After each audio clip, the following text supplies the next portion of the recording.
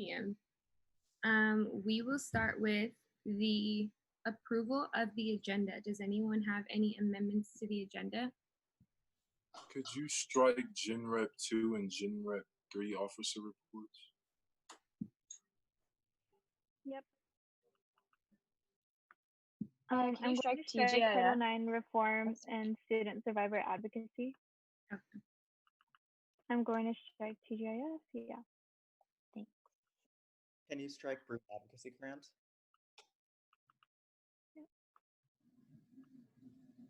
Can you strike ARC and CAC officer report? Can you strike ASRF and TGMF? Can you strike the SWC programming fund, please? Yep. Could you strike the OCSC officer report as well? Yes. Can you please strike the CEC officer report? Yep.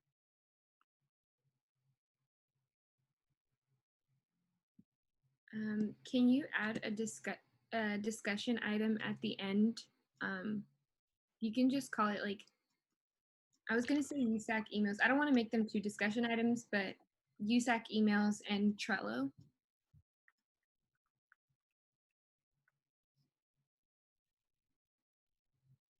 Can you also strike the FAC officer report?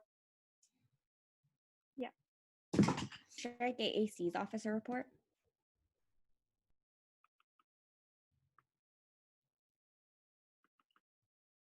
Yes.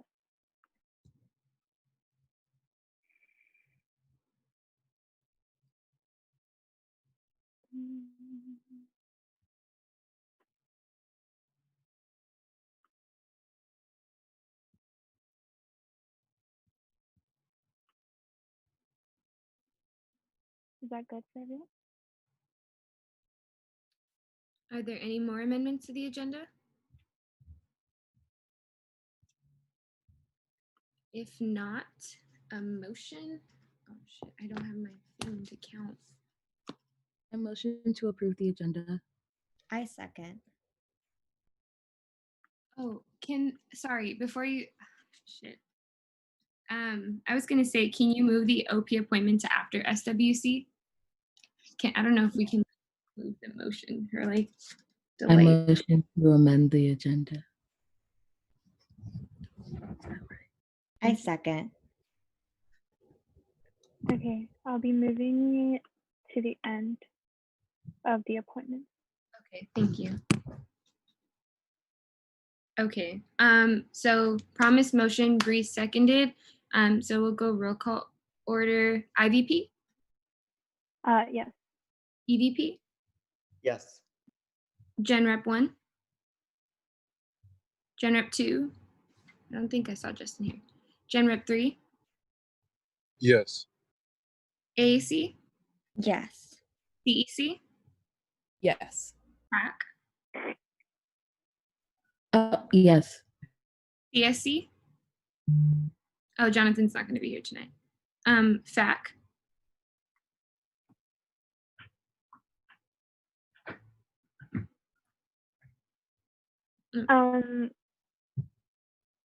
Sachi? FAC? Sachi, can you hear us? I don't think Sachi can hear us.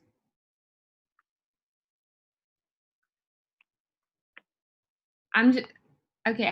I think I'll abstain or I don't know what to do.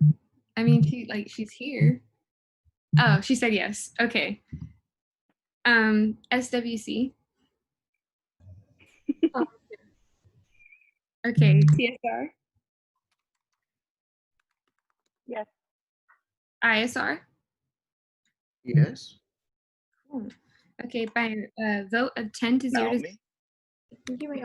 I don't know if you skipped me. Maybe you didn't see my hand earlier. Oh, I'm so sorry. FSC. Yeah, sorry. Yes. Okay, I'm so sorry. Great. By a vote of 11 to 0 to 0, the motion passes and the agenda is approved.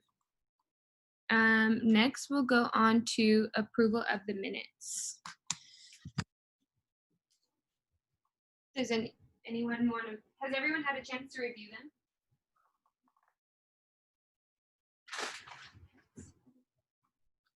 And if you want a motion, oh, here's my pencil. I just had a quick question. It might be dumb. But I came in late last week, and I was like looking through the minutes because you guys were already approving them. But it doesn't say like, and I like striked my stuff late, but it's like not on the minutes. Is that something that has to be amended, or does that matter? Dr. Geller, if she just, does that have to be on the minutes? Because I did say it, but it's not. If something happened during the meeting, it should be captured in the minutes. So if the minutes are missing something that was said, that amendment should be captured, and then you would be approving the minutes as amended. Okay. I don't know if Maddie is here. She can make those changes right now. I'm here. Can you hear me? Yeah. Okay. Yeah, I noted that. So I'll go ahead and fix them. Promise. Can you remind me what you struck, or do you remember? Or should I go back? Yeah, I struck my officer report and the ARC allocations. Okay. Let me see. Sorry for the trouble. I just don't know how. I'm trying to figure out how this works. No, So it's just a question. I'll go ahead and fix it right now. I don't know if you guys want to circle back to this. So I don't know how that works. I think as long as they were, like, you verbally consented to them being approved, we can go on and vote, right, Dr. Geller? Yes. Does anyone want to make a motion? I motion to approve the minutes as amended. I second. Awesome. Promise motion, Zuleika seconds. Roll call vote. IVP? Yes. EVP? Yes. Gen Rep 1? Yes. Gen Rep 2?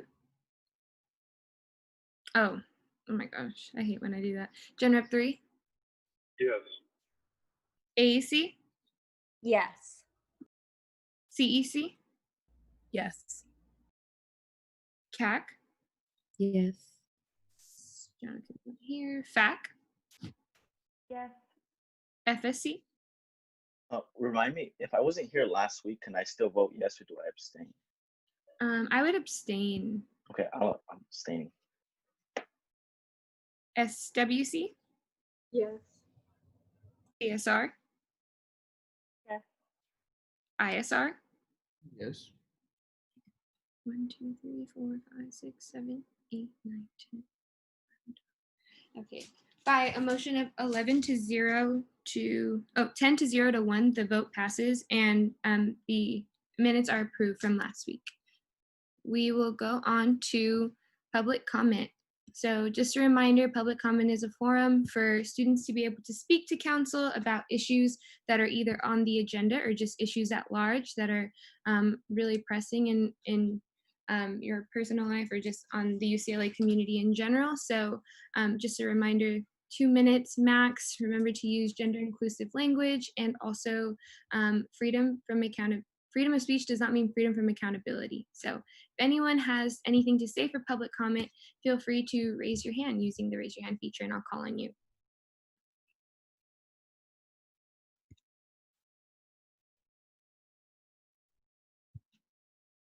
Grayson? Hi, everybody. I want to speak briefly in support of Sachi's motion later on, resolution acknowledging the racist history of Joseph LeConte and calling for the renaming of LeConte Avenue. So I started a proposal in the Northwestwood Neighborhood Council to take up this issue. We agreed that it should be renamed unanimously. I'm glad that you guys are all talking about this tonight. I'm going to be presenting before the Westwood Village Improvement Association, our local business improvement district, about it on Thursday morning at I think 8:30. And so in short, Joseph LeConte was a Georgia plantation owner who owned about 200 enslaved people. He was a chemist and geologist for the Confederate Army. He worked basically identifying sources of gunpowder materials during the Civil War. They lost, obviously, but that wasn't good enough for him. He opposed Reconstruction. And while a professor at UC Berkeley, back then just the University of California, a good sign of, what the UC used to care about, uh, he put out a lot of pseudoscientific research in scare quotes about his theories of racial superiority and inferiority, and all of that was legitimized by the fact that the UC gave him a teaching post in a science department. And so the pitch that I've been giving to a lot of people and that I hope you agree with is that who and what we choose to name public infrastructure after, whether that's Royce Hall or Bunch Hall or LeConte Avenue or Obama Road, as Herb Weston recently renamed part of Rodeo Drive, that expresses who and what we value, what we want to honor, what parts of our legacy and history we want to promote. And so obviously this is a very symbolic thing. Renaming a street does very little materially, but I think it's an important conversation to have about our history, about what the town and the university used to care about, and about the kind of people that we want to honor and promote in the future. Thank you. Thank you, Grayson. Does anyone else want to give public comment?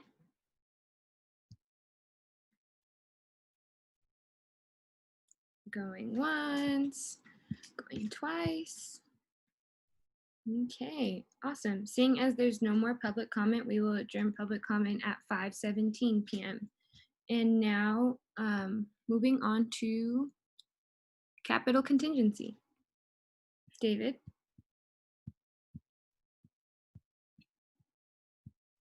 Is David here? I actually haven't seen his name. I don't. I just texted him, but I haven't heard back from him, so I don't know. I don't think he's here. Okay, because he never told us in the council group chat, so we'll just move on from capital and also from contingency, and we will go right into, well, we just like skipped so much. We'll go right into appointments because I believe SFS allocations, Jonathan isn't here either, so we won't go into those. We'll start with Rosalinda Moreno to SWC, for SWC. So I introduced her, right? Yeah. Okay. So Rosalinda is my first appointment. She can speak for herself as well, but just like as an introduction, she's an incoming third-year HBS major. HBS majors learn a lot about the healthcare systems and things like that, so I think that's really relevant to this position. She expressed that she's interested in health policy and management and in ensuring both access to and quality of healthcare for all students. So one of the things that she wants to do is raise awareness for students on what they can expect so that they're not met with unexpected costs or kind of like intimidated by the space, because healthcare in general is kind of a space that not every student feels welcomed into. Some of the reasons why I wanted to appoint her to this position are I was very impressed by her depth of experiences, and I think that she has a very important perspective to provide to the committee. And I also really liked when we were talking about health equity, she brought up the issue of not just everyone having like care being available to everyone, but also making sure that everyone is very capable and knowledgeable on how to access that care, which I think is really important. Awesome. So thank you so much, Christina. We'll go right into a 1-minute introduction from Rosalinda, and then after council, we'll have the opportunity to ask her questions for about 10 minutes.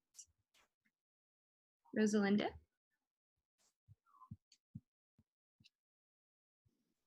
Hi. Sorry, I was trying to figure this out. Okay, so like she said, my name is Rosalinda Moreno. I'm a rising third-year Human Biology Society major with a double minor in global health and film. And I'm from Palmdale, California. I know she mentioned this, but I'm really passionate about advocating for like affordable, equitable, and quality care to make sure students are able to seek the care they deserve and also ensure that they feel safe while doing so. I'm excited to have the opportunity to be a part of something that I truly believe is needed and can make a difference in many students' lives while at UCLA. I want to help also ensure that students are able to have health literacy and education at UCLA because as a first year, I remember coming in not knowing what was really going on whenever I wanted to seek care, and it was kind of scary. So that kind of pushed me back and held me back from seeking the care I wanted. So I definitely do think that is very important. Thank you, Rosalinda. So, council, we'll start. Oh, Zuleika, you're fine. So remember, if y'all have questions, just feel free to put yourselves in the queue so that way we can kind of speed things along. Go ahead, Zuleika. Hi, Rosalinda. Thank you for joining us tonight. I did have a question. What are your thoughts on the affordability for adding dependents in UC SHIP? As parenting students, it is very expensive. So I just want to know your thoughts and what you would like to do to help parenting students in this situation. Yeah, like I said, I think affordability is very important. And as students, I think if you come in with dependents, and obviously it's very important to take care of the family as a whole. So I think that I would want to push for affordability and access for students that come in with dependents, and ensure that there's nothing that's a barrier from keeping them from seeking care, especially with everything that's going on right now. I think both mental health care and physical care is very important. Thank you. Thank you. I had a question. I know, so, I mean, we always talk about like advocating for better mental health resources, for a lot more access, and for students to be able to not have to wait 2 weeks. But often, I guess there's a lot that goes on behind the scenes and that students aren't really aware of. How would you do, or how do you see yourself kind of advocating for students, but also letting students know about those barriers that exist, and being able to serve as a liaison on this council or this committee? I'm sorry, you kind of cut off in the last half and I didn't get. Hello? Yeah, I was just saying, wait, can you hear me now? Hello? Hello, can y'all hear me? I can hear you. Sorry, I'm just having some trouble with my internet. I think it's me. I was just saying, how would you go about serving as a liaison and letting folks know about the barriers that maybe UC SHIP has, or even CAPS has? Right. So like I said, when I came in, it just kind of, when I wanted to seek care, like in terms of mental health, I always kind of took a step back and I never wanted to pursue it because when you first come in, it kind of makes it seem like it's impossible to seek you know, like continuous help from them. So I think it's very important, like I said, to be more transparent and have some kind of way to have better health literacy about, and also like your benefits, because sometimes when I go into the ASH center, I never know what to expect or how much money I should be prepared with, because I never know how much I'm gonna need to pay for co-payments or for pay upfront for medicine and things like that. So I think there should be extra outside resources that we can provide students, especially with mental health care. Like if you're having a hard time coping with something or you really need to talk to someone, I don't think you should have to wait 2 weeks or a week to talk to someone and figure out what's going on in your mind. A lot of the times time is crucial in those situations. And so I definitely think that there should be outside resources, maybe like right now with the pandemic, I think it'd be a great idea to have some kind of program where students who might be having some hardships back home or have been affected by the pandemic or anything that's going on in any sort of way, so that they can speak their minds and have someone to talk to and cope with, and like see that they're not alone and that other people are also there for them and also have their own issues that they're struggling with. And I think that's very important from my perspective. Thank you. Does anyone else have any questions? Okay, awesome. So we'll just go into a 30-second closing. Rosalinda, if you don't mind. Yeah, I just wanted to say thank you so much for hearing me out.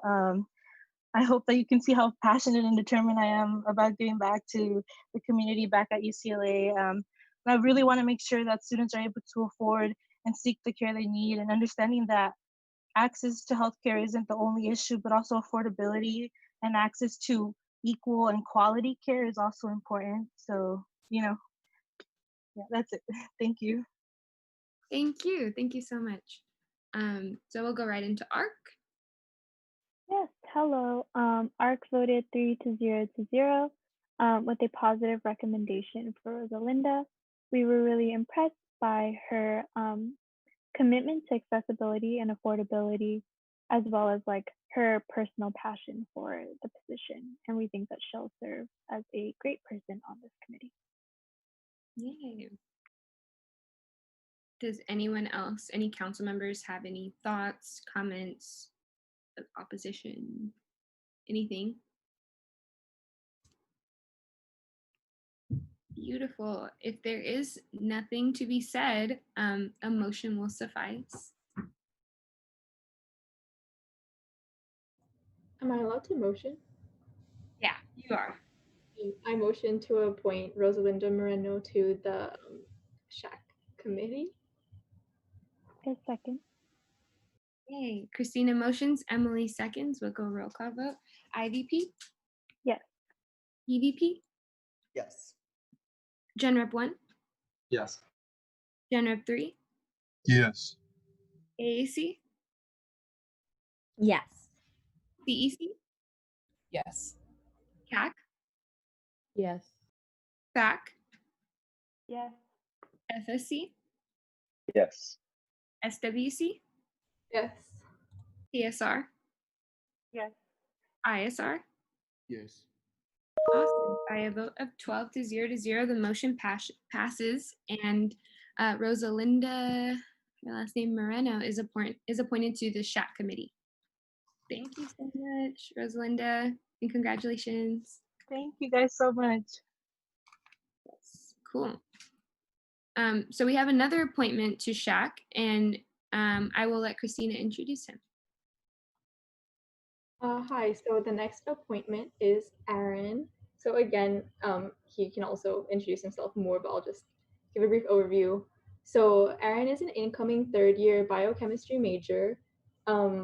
I thought that well, I'll read what I have written for him. So he has some personal experiences with both ASH and CAPS that I think could provide a really important perspective in SHAC.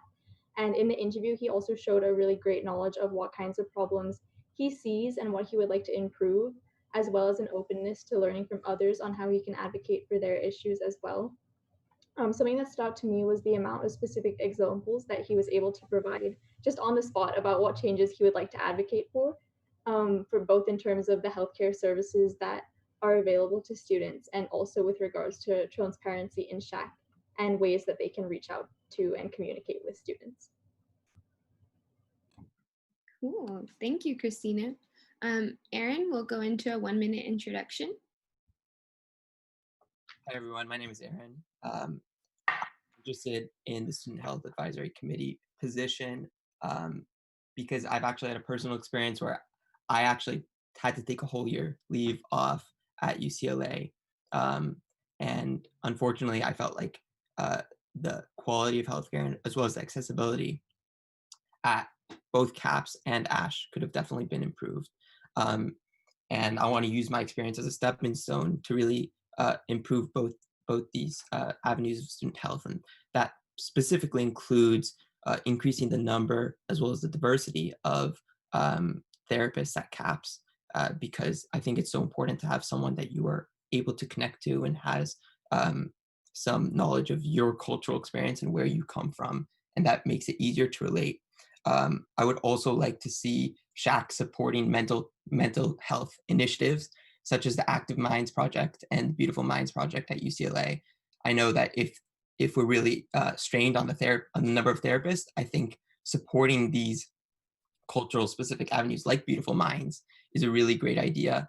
And I'd love for SHAC to be a center for healthcare at UCLA and really advertise a lot of these opportunities such as CARES, GRIT, PAUSE. There are many opportunities that a lot of students, and I, including me, I didn't know about, that I would love to see SHAC be really a center for.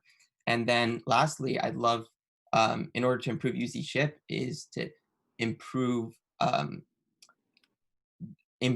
continue the telehealth services for the foreseeable future with Anthem Blue Cross. I know the UC system has a lot of leverage over Anthem Blue Cross, and I'd love to see that being continued in the foreseeable future. Thank you, Aaron. Do any council members have any questions that they would like to ask Aaron? Suleika?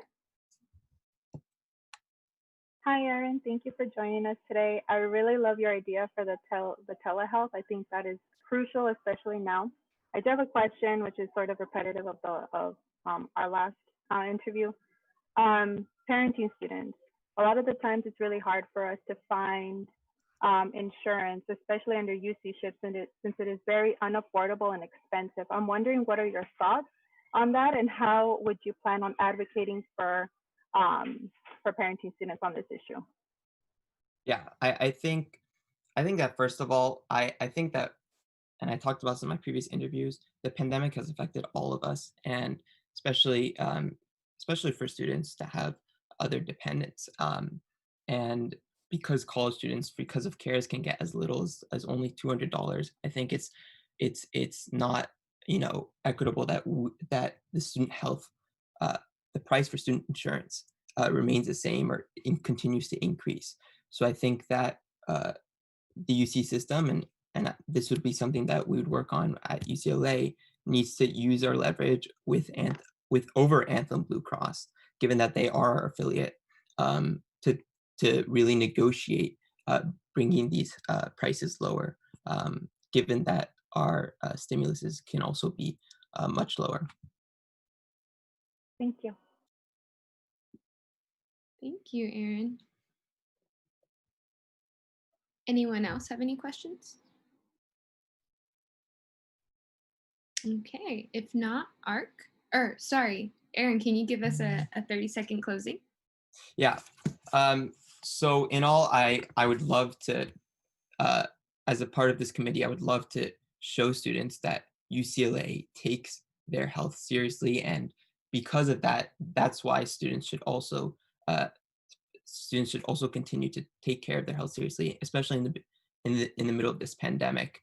And I'd love to empower students to really be their own advocates for self-care and understand how important their health is, and have the avenues to pursue the self-care on campus that they need. Thank you so much. Thank you. No, I don't need this. Oh, cool. ARC?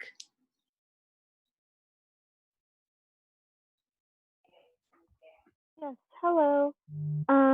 Awesome. So ARC voted 3-0 to give a positive recommendation. For Aaron, we were impressed by his knowledge of the scope of the position, as well as all the different administrative things that he'd be working with, and pulled on his own life experience.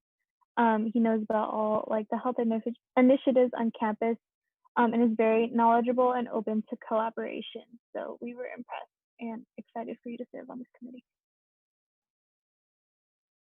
Anyone else? Council members have anything that they want to say? Thoughts, comments? Aaron, Yeah. Sorry. I was just gonna say, Aaron, I really enjoyed your idea of telehealth. That's really big right now across the nation. So I hope that y'all can continue to advocate for that. But Promise, go ahead. Yeah, I was just gonna say that we were super impressed by you at your ARC interview. Your just everything you were saying was very insightful and very refreshing to hear, especially in the context of health. And I'm really excited to see how you work in this position and how you bring like cultural consciousness to the forefront of the things you're doing in health. So I'm really excited to see that. Thank you. Anyone else?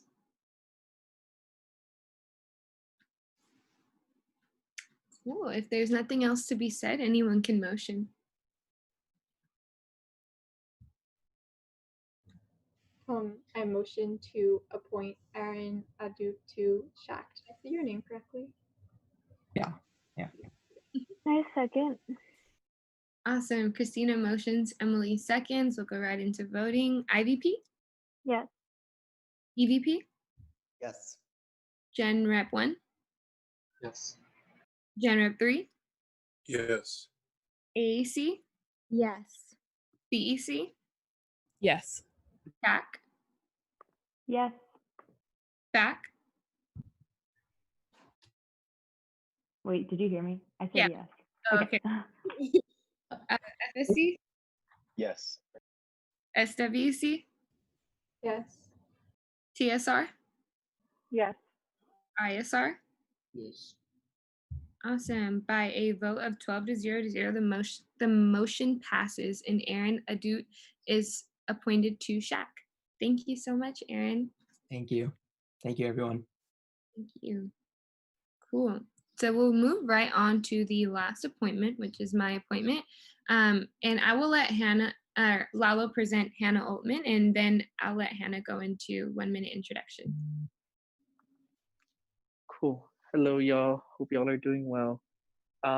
Yeah, so just real quick on Hannah, before she introduces herself, Hannah really stood out to us because she had a lot of passion for healthcare, making healthcare accessible for marginalized and underrepresented communities. And she also has previously worked in various healthcare initiatives, both on like the UCLA campus and off campus through like SWC and also in working with Planned Parenthood. She also showed a really good understanding of the way that UC SHIP works, both like in like accessing services in ASH and also outside of ASH. And like that understanding of UC SHIP is really needed while serving on SHAC. So with that, I'll hand it off to Hannah. Hi, I'm Hannah. I'll be a junior double majoring in public affairs and psychology with a minor in public health. And so thank you so much for having me. And I'm really interested in acquiring like gender and racial inclusive care for students and making sure that everyone is being treated equally. One of the things I've learned while working at Planned Parenthood this summer is really ensuring that everyone gets equal care once they are even able to receive treatment. And so that's a big passion of mine, is like making sure staff to both CAPS and to ASH Center are being appointed and receiving the correct training. Secondly, I am very passionate about working to help students out who have insurance coverage, but not necessarily the best insurance coverage, and working to provide alternative resources for them, or seeing if we can increase coverage at UCLA. And then the last thing I want to do is be a resource between the ASH Center and the CAP Center and the student body. I think many students have ideas and are really passionate, but just don't know where to turn. And so increasing transparency between them, whether that be through social media, through email updates, or through explaining information to students, and then just even through graphics, so like students know with insurance coverage there, so that like they're not hit with a huge bill as they go in. So yeah, that's kind of what I bring. I'm really just interested in making sure everyone can get the best possible care as possible. And yeah. Thank you, Hannah. So, council members, if you have any questions, go ahead, Zuleika. You already know. Hi, Hannah. Thank you for joining us. Again, same question, parenting students. It's really hard to get coverage for our dependents. Coverage under UC SHIP is very expensive for a dependent and for a spouse as well. So I just want to see what would be like your plan on how to address the issue and how to advocate for us. Yeah, so my first thing, I'm really big on listening, especially to a community that I'm not a part of. So that would be my first thing. I know you're a part of parenting students at UCLA. So I would love to learn in more exactly specific needs with regards to insurance coverage. I know there's a group of students, and I'm not sure the cutoffs for this, who receive grants to cover their UC SHIP fees. So I would love if those students who had dependents would also receive coverage for their dependent as well. While that does not address every issue, I think that's really important, especially during a pandemic. And then the other thing I would work with is with ASH to make sure that your students have proper care or can be referred out very quickly. I'm not sure if we have pediatrics at UCLA just because it is an ASH coverage. So making sure that connection for you is really easy and the referral can be made immediately if you do happen to have your child on any type of UC ship. That would be where I would start. Thank you. Thank you. Sachi? Yeah, so I know that you or maybe Lalo mentioned that you've worked with Planned Parenthood before, and so I just wanted to ask, what are your plans or visions in regards to ensuring equitable and fair sexual violence, sexual health coverage for students? Yeah, definitely. So, yeah. So first of all, I know that there are multiple like the first thing is I know that the abortion pill will be coming to UCLA. I know that has been postponed, but it was initially supposed to come this fall and will probably be here with the next year. So that would be my first like step to that is making sure correct information and the ASH Center staff receiving proper training to make sure they're using gender inclusive language with the abortion and not like making people feel guilty or anything like that. So I think that would be like a priority issue just because we know that is happening. Um, Secondly, with regards to SVSH, I would make sure that students are receiving enough care properly. I know that right now if a student goes to like urgent care or the Ronald Reagan Medical Center, they are immediately bused to Santa Monica Rape Treatment Center, which can be very traumatizing to be put in a van, which I'm very grateful that it's free, and I respect that people have done years of advocacy for that. So I think continuing to work with ASH to see if even if we're not allowed to have kits on campus for legal reasons, if there can be any type of immediate care, whether that be through cultural organizations or amended training, just so students can receive care that's more trauma informed and based off of like helping the student instead of legally bound. But I know since we're a university that gets complicated and that's why currently they're best off. Sorry, I was really impressed by your answers. I got distracted. But anybody, Christina? Hi, I just wanted to also, I know me and Sachi had a meeting with you earlier about other initiatives that you're leading. So I'm kind of wondering how you think your other roles on campus will interact with and play into your position on SHAC as well. Yeah, definitely. That is a great question. So with my other initiatives, just like how it does support and host meetings with any campus community, it will probably continue to do the same as it did last year. And this year, I'll probably play less of a role in that just because I am on SHAC now and more bring the SHAC perspective as there are plenty of other people leading that initiative with me. But just like how SHAC hosts meetings with any student organization for them to advocate, I see it continuing on the same way. I have a question, and I don't know if anyone else has one, but I'll just ask mine.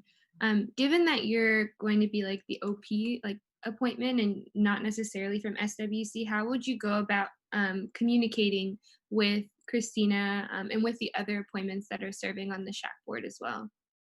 Yeah, definitely. I think transparency is just the most important thing, just constant updates, especially since I am your appointment. Just like if there's any, especially with budget or money changes, just continually updating you.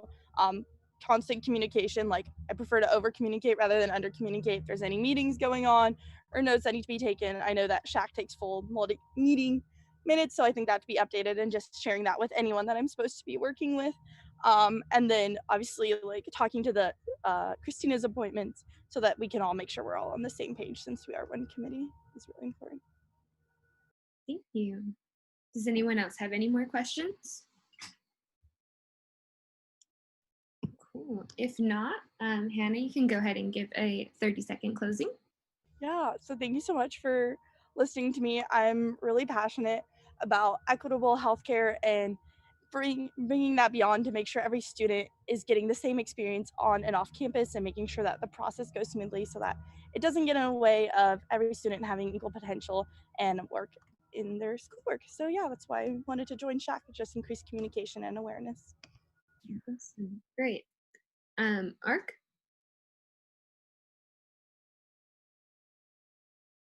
Emily and friends? Sorry, I'm like having problems unmuting. Yeah, so ARC voted 3-0 to give a positive recommendation for Hannah. We were really impressed by her knowledge of and commitment to equitable healthcare. And we, in particular, really liked how she spoke about prioritizing listening to groups that she's not part of in order to serve well on the committee. So, you know, people who have UC-ship and are like directly impacted, people who are Black, Indigenous people of color who are impacted by racial disparities within healthcare and stuff like that. So thank you, Hannah. Cool.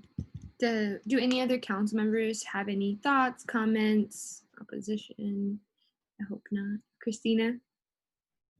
I just have one comment to make. I just wanted to say that already this year, I've had a meeting with the SHAC chair about initiatives that Hannah, I think, had emailed him about to pitch for SHAC to work on. So I'm excited for her to have a consistent voice at that table, given that I think she already has some strong ideas for what she wants to do. Awesome. Thank you, Christina. Anyone else? Noe? Yeah, I also want to just voice my support. I mean, Hannah was in FSC this past year and was a great member of our staff. She worked with the Reproductive Justice Health Center, which is something I know she wants to continue. And as well as in her interview, she did very well. So I kind of want to just voice my support for Hannah. Thank you. Anyone else? Cool. If not, a motion would suffice. I move to appoint Hannah Altman to the Student Health Advisory Committee. Second. Zuleika motions, Aiden seconds. We'll go right into voting. IVP? Yes. EVP? Sorry, my computer's freaking out. It's okay. EVP? Yes. Gen Rep 1? Yes. Gen Rep 3? Yes. AAC? Yes. CEC? Yes. CAC? Yes. FAC? Yes. FSC? Yes. SWC? Yes. TSR? Yes. ISR? Yes. Cool. By a vote of 12-0, the motion passes and Hannah Altman is also appointed to SHAC. Congratulations. Oh, Justin, I didn't see you. Sorry. Congratulations, Hannah. I'll get you in on the next one, I promise. But yeah, we're so excited to see the work that SHAC will do. I think, I mean, ARC was saying that they were thoroughly impressed with all of the interviews. So we're really happy and excited that we have some good folks appointed. Awesome. And I'm so sorry, Justin. Awesome. So we'll move right into officer reports. Just a reminder, if we can try to keep these to 3 minutes. I know sometimes it's not possible if we have a lot going on as we did this past week. So if y'all need to make them a little longer, it's totally fine, but cool. I will start with my own officer report. So, sorry, I'm pulling it up really quickly. As many of y'all know, I serve on the task force, the future planning task force, and we've been talking a lot about what possible ramp down looks like. Ramp down basically trying to refer to the possibility of things having to kind of dial back if we do end up going back and there's like a major outbreak, whether it be in the Westwood community or as we're seeing right now within LA, really trying to define what a ramp down means, what are the trigger points for ramp down, and then also what kind of issues are going to affect students. So this past week we had the opportunity to gather AAC, TSR, ISR, and our two VPs, the EVP and IVP, to really talk about what a ramp down plan looks like. And we came up with parameters that I'm going to be presenting this Thursday, in addition to the other members of the ramp down committee. So there are several administrators that are also going to be presenting their own things, and we created parameters for housing, academics, and then also just larger communication to the student body, because as we know, sometimes UCLA is not really effective in the communication that they send out to the student body, often causing major panic. So we've been really thinking about those issues critically. I also had the opportunity to again meet with Vice Chancellor Monroe Gordon, and we discussed an opportunity that I'll be bringing forth for council and a few other organizations soon, and then also international students. But as y'all know, like everything just changed like out of nowhere, and I think Aiden will talk a little bit more about Aiden in the ISR office will talk a little bit more about what those changes look like and what that means. But yeah, other than that, I just also wanted to talk about briefly my meeting with the CIO, which is the Chief Information Officer. She was recently hired by UCLA, and I think it would be a really good opportunity for some folks who are planning the enormous activities fair to meet with her. I've been meaning to message you all about it, but we had discussed some really cool ideas within our meeting that I want to connect y'all with. So I'll definitely be hitting up Alice and Promise after this meeting. But I wanted to vocalize this right now to keep myself accountable, to make sure that I do that. But other than that, I also just kind of wanted to update y'all on the USAC Congressional Advisory Board. Our team has been working on trying to get the core advocates, our team, and also with the collaboration and help of the IVP office and the EVP office to kind of get our core group of advocates ready, and then also creating the bylaws and the charter to bring to council too. So if y'all have any like immediate questions about what the USAC Congressional Advisory Board looks like, or you feel like your office would really want to collaborate with ours, feel free to let me know. I'm definitely open to having more people work with our teams. So yeah, thank you. Going into IVP. Hello. Okay, so like Naomi mentioned, our office, we met with Tracy and several others to talk. Oh, Emily, you keep muting yourself.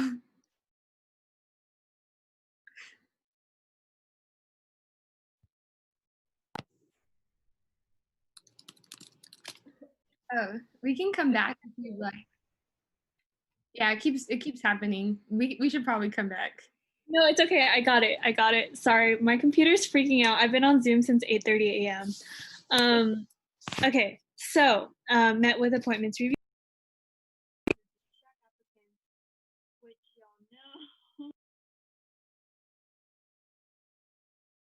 y'all know. Like mission and vision. And I met with the GSA VP of Academic Affairs, as well as Zuleika Bakur and Breeze to discuss campaign strategy against the defunding of the First to Go program. And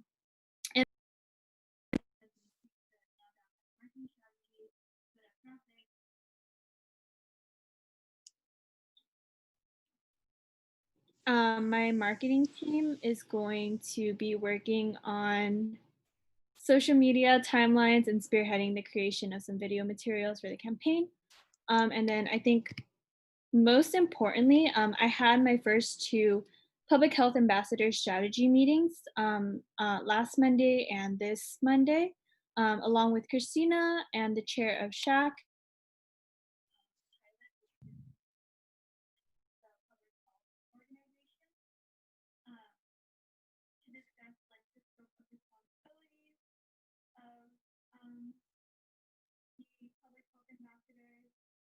Gosh.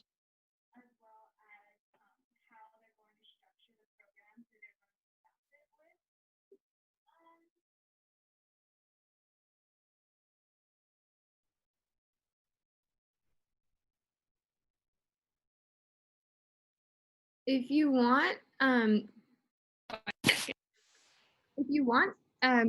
we can skip you and then you could call in. You want to do that? Yeah. Oh, okay. 1 second. I don't know if she's coming back or not. I couldn't really hear the last few words.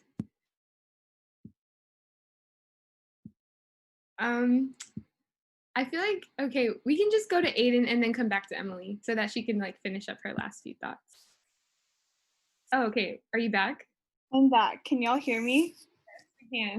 Okay, so what happened was I threw my AirPods across the room so they would stop connecting and disconnecting, but it didn't work. So they kept disconnecting and connecting, even though they were dead. So should I just go back over the public health ambassador thing entirely? Yeah, okay. just important. You could just start from the top. Okay, I didn't get any of I'm so sorry. I know I said that I wanted to keep this meeting short. All right, so met with the other offices for the ramp down task force, which Naomi already talked about.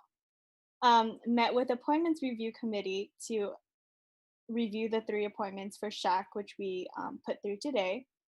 I had my first office meeting and my second one is coming this week. We also met with the GSA VP of Academic Affairs, Zuleika Bakker and Breeze, to discuss a campaign strategy to advocate against the essentially the defunding of the First to Go program that supports first generation students, which Zuleika is going to talk about later today. To talk about like the campaign strategy, marketing strategy, and we met again yesterday to kind of split up the work among our 3 offices.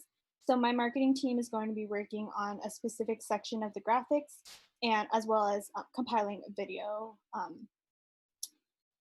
And then this is the most important part. So I had my first 2 public health ambassador strategy working group meetings with, which is chaired by ABC DeLuca, and has a bunch of people on it from IFC, from Student Affairs, from UCLA Rec, and other folks. So a lot of people who are like invested in the reopening of campus, basically, and student safety.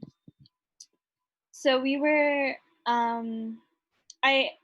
along with me is Christina, as well as the chair of SHAC and the president of Pilot, which is like public health and Leaders of Tomorrow, which is like the public health undergraduate student organization on campus.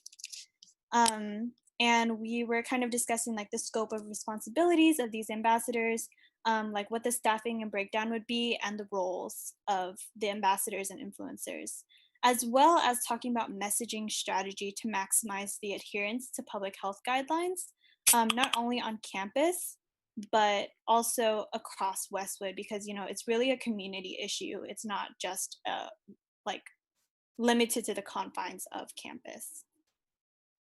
So we released a survey on Friday that will be open until this coming Friday to get a sense of current behaviors and student opinions on what messaging, on what they're currently doing, what they would be likely to do once they come back to campus, and what messaging strategies they think would be most compelling for them and their peers, for us and our peers, right?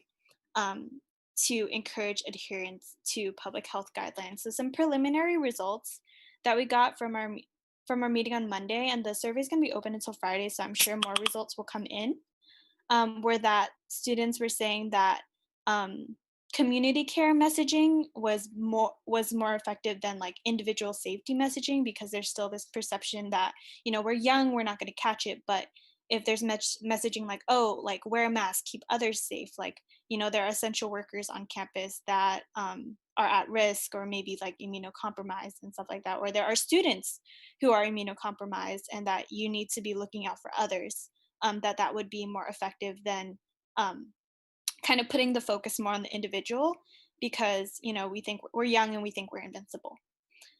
And other things were that messages that appeal to the greater good, as well as using positive statistics that showcase positive behavior rather than using scare tactics. So like statistics like, oh, 89% of people say that they always wear masks, you know, when they leave the house, rather than being like, there are 30 something cases of COVID in Westwood, like put a mask on, grr, you know? So they said that they're more likely to resonate with the first one. It's 6 o'clock. Sorry. And also we talked about appealing to being a good role model.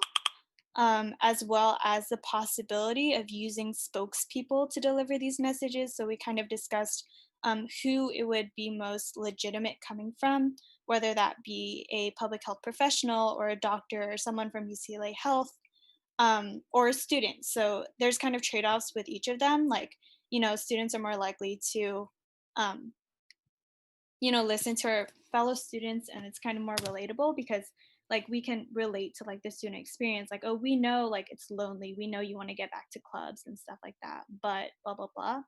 But we might seem less legit in terms of like public health knowledge and like knowledge of like how the crisis is actually affecting hospitals. So we're kind of like thinking about that trade-off, and deciding if we use a spokesperson, like who should be used. And then last thing with this is discussing possible models for the program, whether that be employing students who have been laid off, using student affairs staff and administration, or having a student volunteer program, or something that I put forth was like having some of the positions that might be more administrative and less like frontline, like be kind of like a co-op or like internship, like course credit program, for public health students. We're just playing with some ideas for models. But the thing that one of the people in the committee brought up is that we really don't want students to be putting their safety at risk.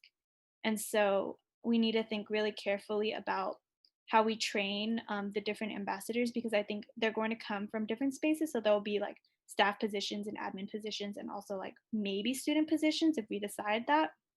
But what I was advocating for is that like if we're having a model, that's kind of like there's like ask me booths or booths that are like manned by people to pass out like hand sanitizers and like masks, something like that can be like um staffed by a student. But if it's like, you're supposed to walk up to people who are not wearing masks and be like, hey, put this on, that should not be a student, hopefully. Because we like don't want to be putting students on the front lines of that risk, especially like we all kind of have seen online how these kind of interactions can go. So yeah, I think that's all I had to say. My Drive Down Rent directors and Transformative Justice Now directors will be ambassadors to the LA Westwood Tenants Union meetings, so that we can kind of keep an eye on like housing issues that are going on and stuff, collaborating with EVP and TLP. But that's all I have to say. Thank you everyone for sticking with me with my technological difficulties.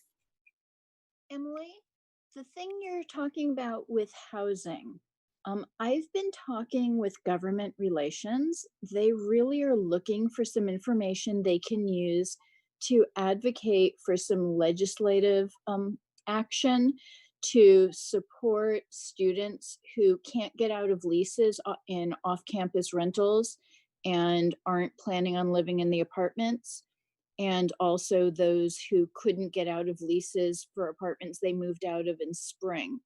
They're interested in potentially having USAC put out a survey to collect data to get a sense of how many students had that experience either last spring or are in that situation with a lease for fall on an apartment they don't intend to live in, and also open to any individual stories to support the numbers. Might that be something that your office could help with? Yeah, I can definitely have my like Drive Down Rent directors spearhead that. That would be awesome. And then whatever they get, send it to me. I will forward it on to the leaders in government relations, but also student affairs and other administrators on campus. It's a really important group of our students that we want to try and support, and we want to get support more broadly from, at the very least, city council, city government, if not from the state legislature. Okay. Thank you, Dr. Geller. Emily, I just sent you that message too. So when you check that's what it's going to be about. But yeah, great. Were you good? Okay, cool. EVP? Yeah, so similar to Naomi and Emily, been a busy 2 weeks, and you can see kind of the full readout on the agenda that the written report that I've linked there. So I'll just kind of breeze through it. System-wide, Three of the main issues that we were dealing with over the past 2 weeks was, of course, the ICE rule that came out last week. And, luckily today we're seeing a much more promising turn with the rule change being pulled back by ICE announced today. And I know Bakr will probably speak about that as well. We have a new UC president that will be coming on August 15th. That's his first day. So been dealing a little bit with that and onboarding and making sure that his new administration is really well apprised of what we as students are looking for and what our expectations for him are. And then I know our team and Zuleika also participated in our Youth Student Association board retreat over this past weekend. And this is the group that we primarily work with system-wide.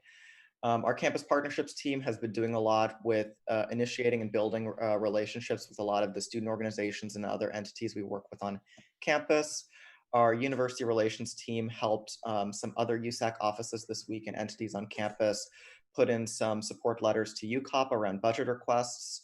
Our local relations team has been also building relationships and initiating relationships with some of the organizations that we work with on campus and off campus, including the LA Tenants Union and the Westwood Tenants Union. Our state relations team has been really active on building the ground game for Prop 16 and liaising with the campaign over what our messaging as students should be over the campaign going into the fall. And once we get more information, I'll be sure to update council on what that messaging will look like. Federally, the big thing this week has been the ICE rule, and our office has been working in lockstep with the International Student Representatives Office of our campus, and then also the International Student Representatives Offices of other campuses in supporting their work and messaging. On the communication sides of things, our team has been really hard at work in uplifting these issues and elevating these issues. I was completely shocked when my comms director told me that our call to action to get international students to give public comment at the Regents meeting reached 62,000 people on Twitter. I don't even know how that happens, but I guess it happened. And then our operations team has been working a lot on getting our budget ready for the fall, and then working on our virtual all staff retreat and our meeting schedule for fall. But yeah, that's it. Thank you so much, Aiden. And yes, it has been a busy 2 weeks. I'm hoping that we can get some kind of summer soon, but we're just hoping at this point. Gen Rep 1. I have nothing notable to report. I'm continuing to work on the matters I've covered previously. Cool, thank you. Jonathan's not here. FSC? Hi, y'all. Sorry I was unable to make the meeting last week. I had a proxy, but she ended up leaving before the meeting ending, and I guess didn't notify you all. But just an update on the relief fund. On June 26th, all of the requisition forms that were processed from the first round, which were 460 rec forms, were processed. So all of those should be getting received, should have been received. For the second relief fund, with the advice that I took from you all in previous council meetings, we had kept the applicants from the first application and accepted new applicants. There was a total of 1,613 applications. And with the readers that were chosen from select USAC offices, they read these applications 3 times, each application read 3 times by 3 different readers. And a total of 698 recipients were selected for the relief fund. These recipients were the ones that had 2 or 3 votes by the readers, just to ensure that there was enough support for it. All those 698, give or take about 25 of these rec forms have been processed by FSC and sent to SGA. And out of those, there's 275 rec forms that have yet to be processed from the second round of the relief fund, and those should be sent out within the next 2 to 3 weeks. So we've pretty much been sending out all the rec funds that we've done except for 275, and we still been working on resending the undeliverable checks. So a lot of the checks have been getting returned to SGA and us as undeliverables just because of address changes or anything, just due to the unexpected wait time of processing these rec forms. And so we're still going to be responding to a lot of those emails. So if anyone's asking you, I would say keep waiting on the time, just because SGA is still working on processing the remaining rec forms. in addition to the rec forms that are being returned to us as undeliverable checks. I hope that gives a quick breakdown, but yeah, so we've processed all the rec forms that were selected, and we anticipate that we will still have additional funding, and we'll work to then select out of the 1,613 applicants. We will select those with one or two of yeses that were from the moderate level of impact. And so we have a set amount of recipients to receive the future funding. And so we still have additional funding from the funding we received from you all, from USAC offices, and we'll continue to send those out. And I have yet to find how much money we have left, just because SGA is still working to process the ones that, so basically just to backtrack, SGA has still been processing a lot of the rec forms from different funds that we have. And so they're constantly changing as SGA sends out those checks. And so we don't have like an updated final amount until all those checks have been sent out.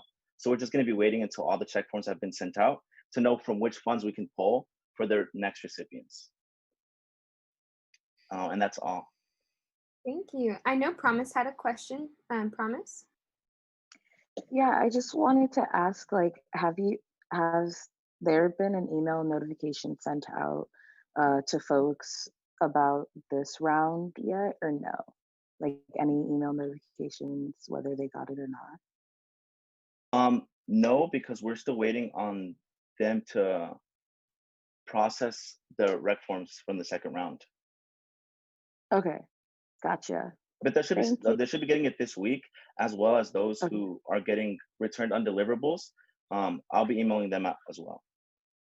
Okay, and when will, and the people who aren't getting funding at all, are they gonna find out like at the end of the summer or anytime soon? It's pretty much just gonna be until we use all of our funding that we have. And as I mentioned, since a lot of the rec forms were processed from different funds, just because of like the amount of funding that we had. Like for some funds, we had about 20,000, other funds we had 40,000. So we've been pulling from different funds, and the rec forms are being processed pretty much as how they were submitted. And so we don't have a final update yet on how much funding we have left over, because each fund is being updated as every rec form is being processed. But we should, once these next 275 rec forms are sent out within the next 2 to 3 weeks, we'll have a final count of how much funding we have left over, and then we'll notify the remaining recipients on who we can fund. So it should be in about a month from SGA's expectations. Thank you. Yeah. And also, Noe, I just have to thank you for you and your office and the rest of the folks that really took a lot of time and put a lot of care into reading through these applications, because reading through 1,500 applications and over is a lot of work. And also shout out to SGA too. It is thankless work. So thank you so much for that work. And I know a lot of students appreciate it. And thank you all for sending those readers. That's really the only way we could have done it. And we wanted to have a good variety of readers too for the applications, since it was such an important fund. So thank you all to those who provided readers, even in the previous round of recipients. Awesome. SWC? So I also have grants updates. So for the SWC grants, the final numbers are, not donated. Okay, I'll list the numbers. So there's $208,500 were given out in relief grants for 417 students. And then $64,000 was given out in basic needs subsidies for 800 students. And that was thanks to donations from, well, it was SWC money, and then from CSC, CEC, and PAB. So thank you to those who donated as well.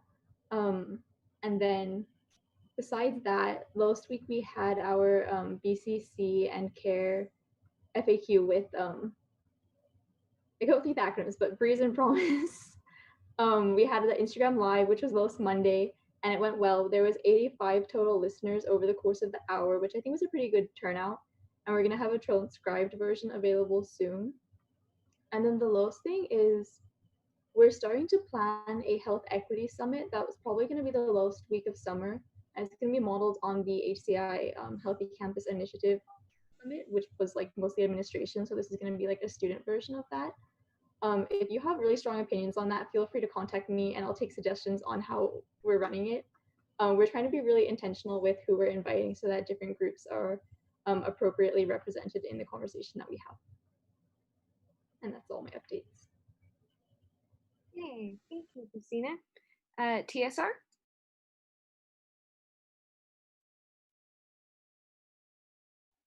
Sorry.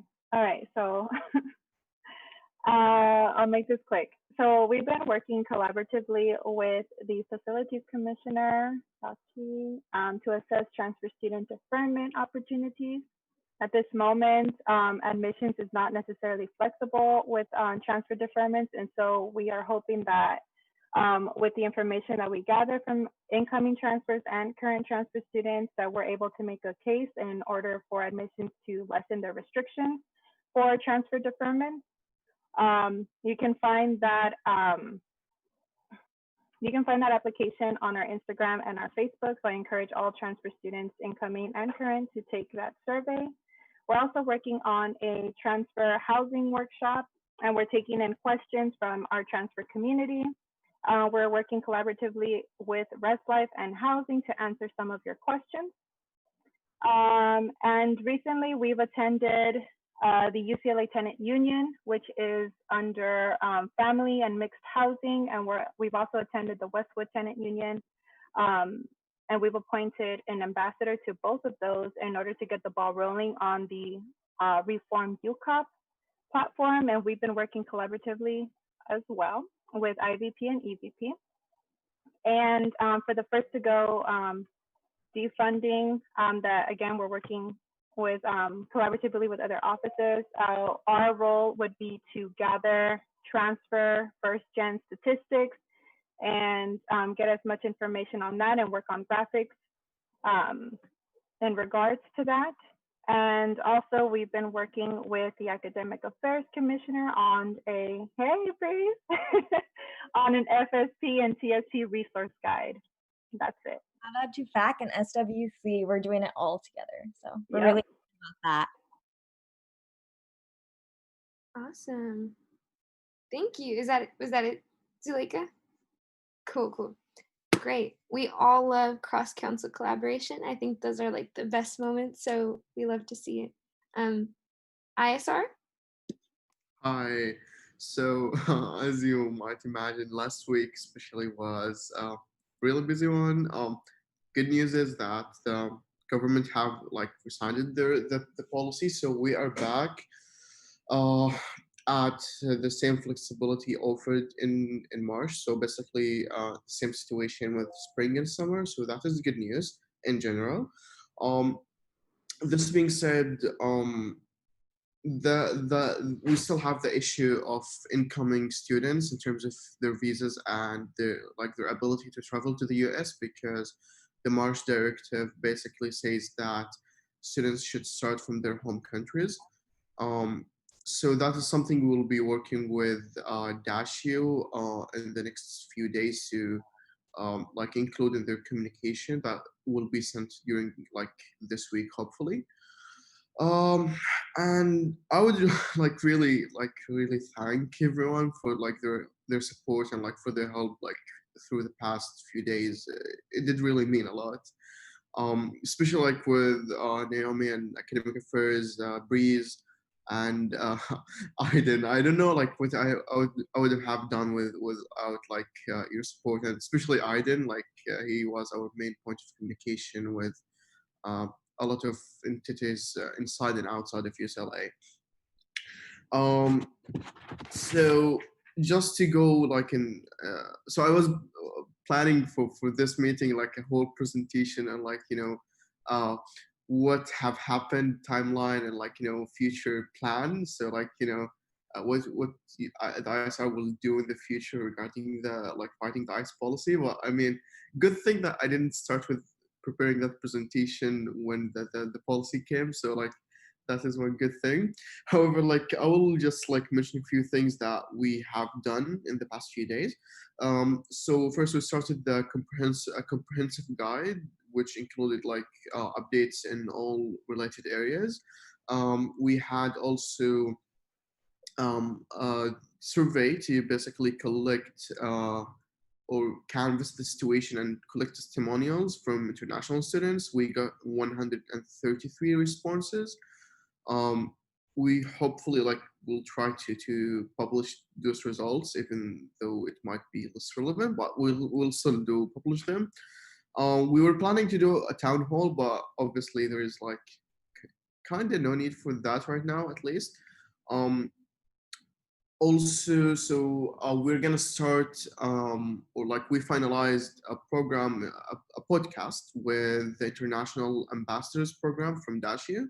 And we'll be basically hosting international students throughout the upcoming period, and basically letting them talk about their experience and etc. Oh, I think I think that is most of it. We had a lot of meetings, honestly. So I'm not gonna bother everyone with listing all of the meetings we had.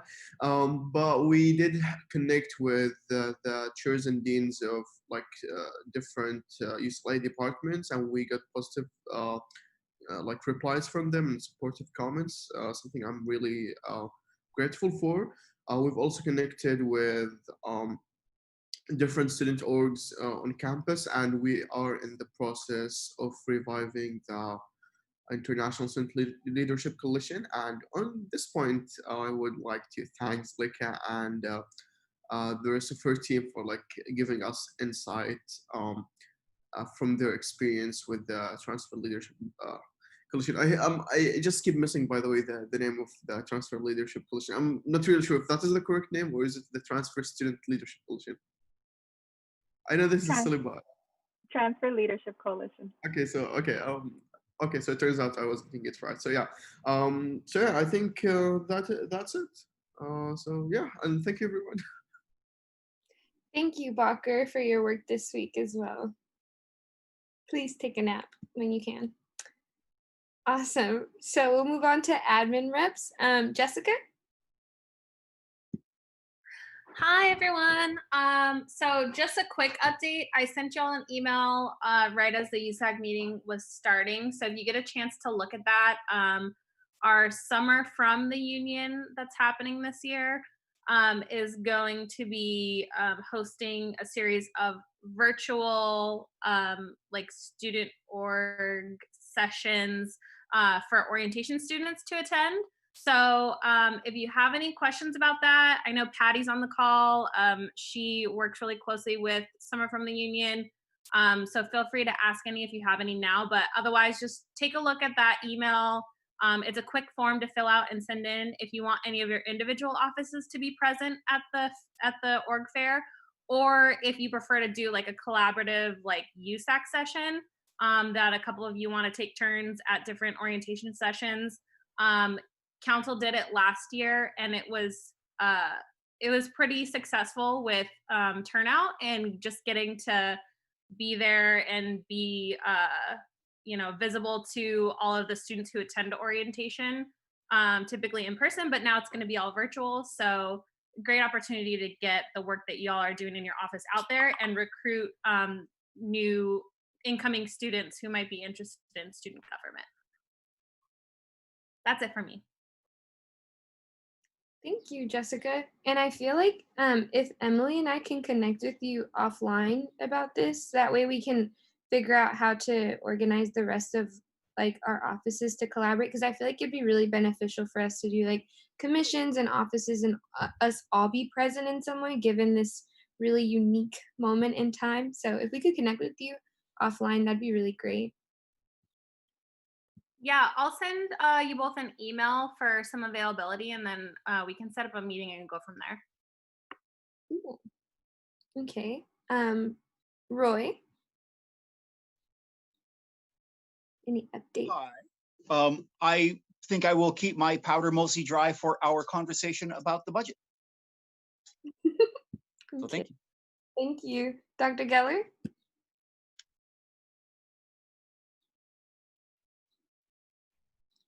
Oh, Dr. Geller, you're muted. Thanks.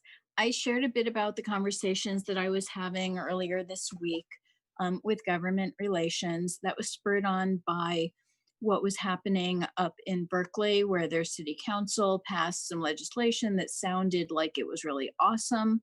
And then their city attorney issued an interpretation that said that they could not prevent any landlord from suing for the unpaid rent because it wasn't considered a violation of what city council had done, essentially invalidating or taking the power out of the city council action. So they're really interested in working collaboratively with their colleagues in government relation and all the other colleges and universities in the city of Los Angeles to have an organized lobby effort at the city council members here across Los Angeles. And it's a topic that they're really concerned about. But they don't have a grasp on how large of a problem it is with us.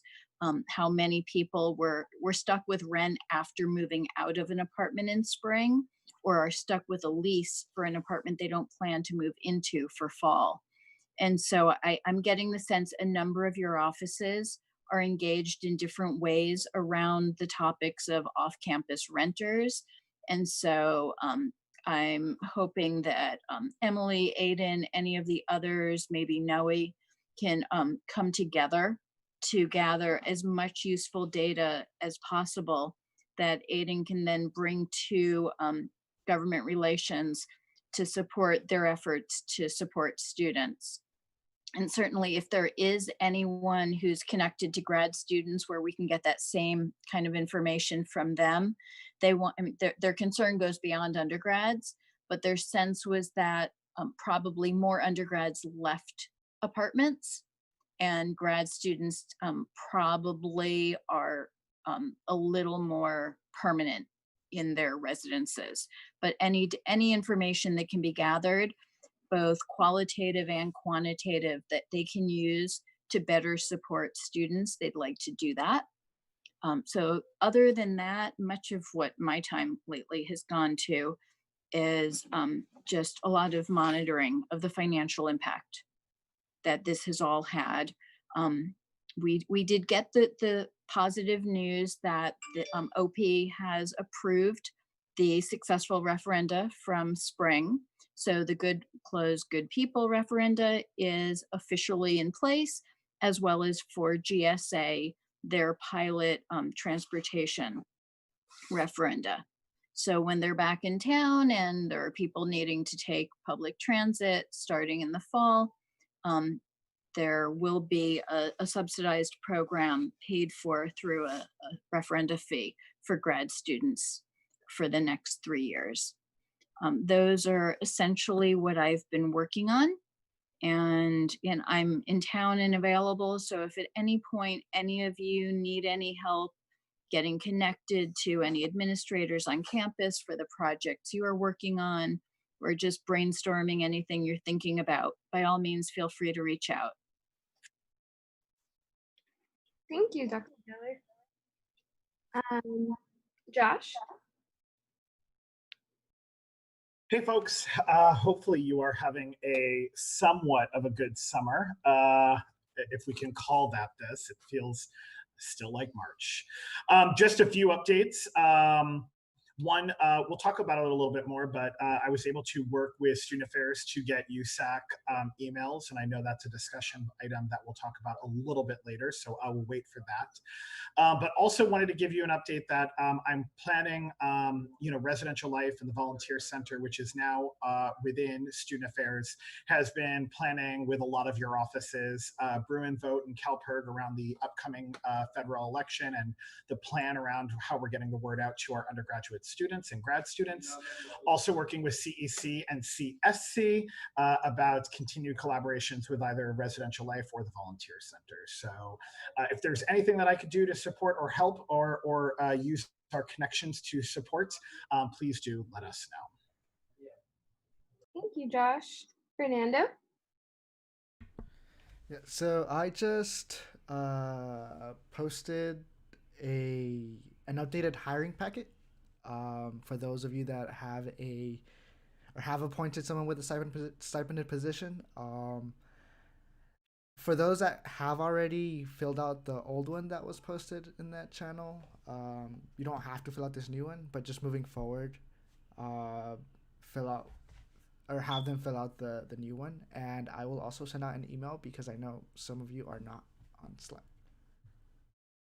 That's it. Thank you. Thank you, Fernando. Also, join the Slack. I know we don't like use it very much, but that's maybe because not everybody has it. So maybe if we all had it, it'd be a really cool way to like communicate with each other. That way we don't always have to send emails. Because I know I'm not the best with emails. Cool. So we'll move on right into, actually, I forgot. After officer reports, we were going to go back to contingency because I think David is here now. Yeah, sorry about that. I completely forgot about the timing and I got caught up. There were no contingency applications this week. I'm mostly just working on recs and updating the contingency guidelines. So that's about it. Cool. Sorry about that again. You're totally okay. Was there any capital contingency? No, no capital contingency either. Great. So awesome. We'll just move right on into the USAC budget for this year. Roy? Okay, well, thank you. I hope everybody had a chance to reflect on the thoughts that they have as to what they might want to change and propose to the rest of the body. You know, maybe to start with, as those questions come up, you know, I feel like I don't have any more presentation, but I'm here along with Vong is here to answer any questions in terms of flexibility, and also Vong will be paying attention to changes we're wanting to make so that we can capture those. Our goal that would be best if we could would be at the end of this discussion, we will have captured any changes you want, and ideally we would be able to vote approval so that we can get this money implemented for the August 1st opening of the fiscal year. If we are unable, despite all of our best efforts, I think we have one more shot at it, but it would be really best not to make use of the meeting 2 weeks from now.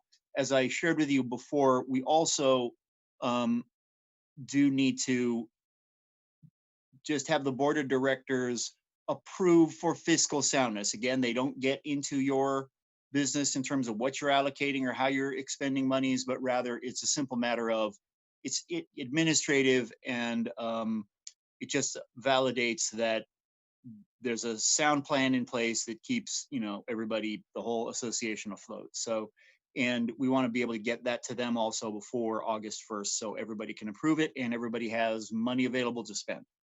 So I feel like maybe it's best if I defer out to if anyone has questions they want to start finding a way, or if there's another way, Naomi, you want to try to lead us through the notion of how to sort of broker what changes folks may want to make. And it may also help for us to put up on the screen the budget in case everybody doesn't have it at their fingertips. Does that sound like a good plan? I totally thought I was muted, but yeah, that sounds like a great plan. I know I want to pass it off to Sachi first because I think that she was the first person to kind of come forward with any changes that she wants to make. So we'll go Sachi, and then Breeze, if you have something related or something separate, we could talk about that. Actually, Breeze, do you mind? What is your topic about? Or was yours a question? Well, I kind of wanted to ask because I had met with Vong earlier this week, and I think Jessica, I forgot who brought that up to me. I met with both of them separately, but someone brought up because I like for Books for Bruins, I'm going to need funding beforehand. And like I can't have that money. Well, like I'm gonna get that money coming from my office, but usually we ask for like about 30K. So I was wondering when that happens or how I can make that ask to council beforehand, before fall comes. So also, if I could make sure I understand, so your Books for Bruins program, the base of it is out of your budgeted dollars that are in this budget, right? And then, is that right? And then you seek to expand the reach by getting additional money? Yeah, well, the thing is like we only have about $3,000, if I can recall, that goes towards Books for Bruins because our funding is so limited. Like it looks like we have a lot of money, but like the majority of it is ASRF and TGMF. So we don't really have that much money per se. So like with $3,000, we can't really run the program. And like given that it's such like we're during these times of crisis, like I really wanted to make that ask. I just wanted to know when I make that ask to council and how do I go about it? So, I would say that Vong and I have reviewed the preliminary tentative. And again, one challenge is that the fiscal year is not actually over. So until we are actually over, all the documents are in and we can process things through, just to be clear to the body, we can't identify exactly how much surplus is. However, given the scale of the association and the underlying factors that lead to there's sort of a minimum amount of surplus below which it would be impossible to have less than. So based on that, we normally give, prior to the official surplus number, give council kind of a number so that you guys can line up your so you can prioritize, so that everyone at the table knows how much money they could take an early shot at, and that everybody has a chance for you all to work out what your priorities are. So I would say that in what we've seen, I think we can again say, and we really shouldn't decide that here, because we need to really kind of finish the budget and then launch into the fiscal year. But in August, I think that we could, if part of what we're interested in doing is making sure going into fall, we have some understanding of what monies we can spend. I would say that, as soon as we get into, once we start the fiscal year, I would say that we are going to say that you could spend maybe up to $120,000 in anticipated surplus. That's based on the idea that we probably expect the surplus is going to be, at least 300 to 400,000. Your bylaws do say 150. Some funds kind of depend on surplus. USC BOD Programming Fund, Contingency Fund, and Capital Contingency. So $150,000 normally goes straight into. So long answer, but again, I want everybody in the body to know kind of what the range of motion is, and for it to be that everybody had a fair shot at sort of pitching an idea they had, and that you then make a value judgment and prioritize. So 100 to 120,000 would be available in August for you guys to decide how you want to expend it. So I think that's the answer to your question. Yeah, I was just going to jump in really quickly and say, Breeze, that money comes from surplus. That I don't even think our USAC budget has the capacity to fulfill that request right now. Like, I don't think we have enough money to move around to even get to a place where Books for Bruins could be fulfilled. Right. I think that the framing of the question, I feel that, Breeze, you understood that it's kind of a separate question from the budget. The budget that we're talking about really is your base money. Your surplus will be money coming out of this fiscal year that wasn't expended, that then is monies that are in addition to the budget we're looking at. So this 9.042, that's a separate piece of money from the surplus money. And perhaps that's also what you understood, Naomi. Yeah, I did understand that. I just wanted to bring that up just because I wanted to know kind of to strategize or like plan for that time. But now that I know like it's between early August and mid-August, that gives me a better idea. Thank you so much. Yeah. Cool. Thank you, Breeze. So we'll just go, Sachi, we'll actually come back to you since the other comments are questions. We'll go Promise first. Sorry, I'm on the move. My Wi-Fi is kind of bad in my room. My question's about stipends, specifically CAC ones. So I know that the CAC stipends for directors come out of the CAC budget. But I'm wondering if the ARC, like if I were to stipend the ARC chair and the co-chair, would their stipend come out of CAC or would it come out of ARC? So I would say that an assertion that in order to accomplish the work of ARC, I think again, this is something that the body will want to consider. Your guidance would be an important thing coming into it as an initial point of discussion.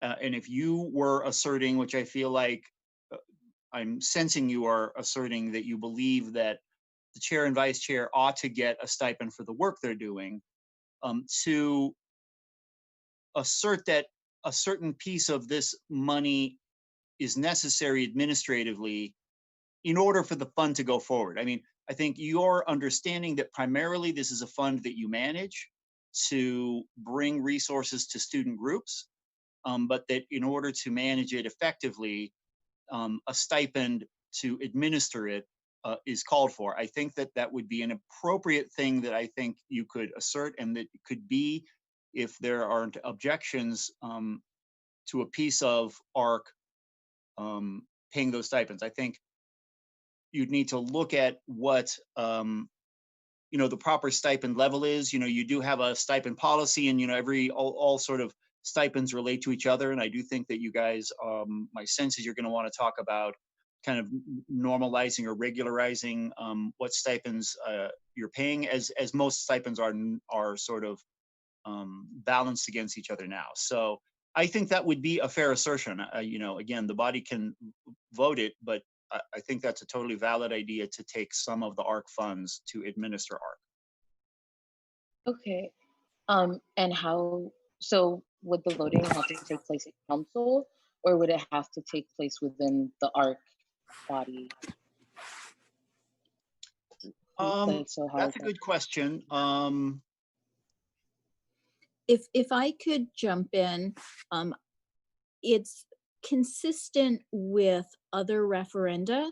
The referenda that have funded CAC, CPC, SIOC, CRC have all been tapped into to pay for the students who staff those committees and do that sort of work, just like what you're describing. And it's always been something that could be voted on by the committee. In your case, it would actually be your discretion then, or your staff, whatever process you have for making allocations from the fund. That would be the same body that would have to review it. But I don't see, from a referendum policy perspective, any problems with you tapping into the referendum funds in order to fund the stipends for the people who actually implement the program. So, and if I could also tack on to what Dr. Geller is saying, I thank you for also weighing whether that seems appropriate. The other thing I just want to share is, it can be a very difficult process to ask recipients and or a conflict of interest that could be declared. Again, that's the way you manage conflict of interest, by surfacing if it exists, or a body to vote, hey, we should get a stipend. Just as an alternative thought, I think that it could be that the commissioner who has stewardship of those funds perhaps could perhaps in this process assert, and the check on you would be the council vote. But I mean, I just wonder whether you want to set up a mechanism by which the committee is, determining that they think they should get, or that two of their members should get a stipend, as being challenging. Okay. So essentially I can just decide, and then would I bring it to council like as essentially like an allocation of ARC? Would that be something I would? That sounds like a good framing. I don't know if either Dr. Geller or Jessica wants to weigh in on that notion. That seems like it makes a lot of sense. The idea that, you bring to council almost like a consent item so that there's another group sort of validating the judgment seems like a good practice. I wouldn't mind hearing if that seems. I agree. Since you already have to bring all of your ARC fund allocations forward for a consent vote, it would be consistent with the expectation. And so just bring it forward as a consent vote when you're ready. Okay, thank you so much.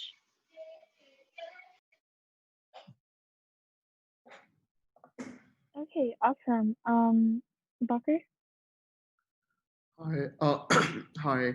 Okay, so regarding the income, so I know that those numbers are like basically based on enrollment numbers, like projections.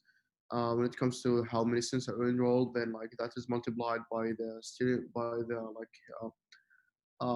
fees of like, yeah.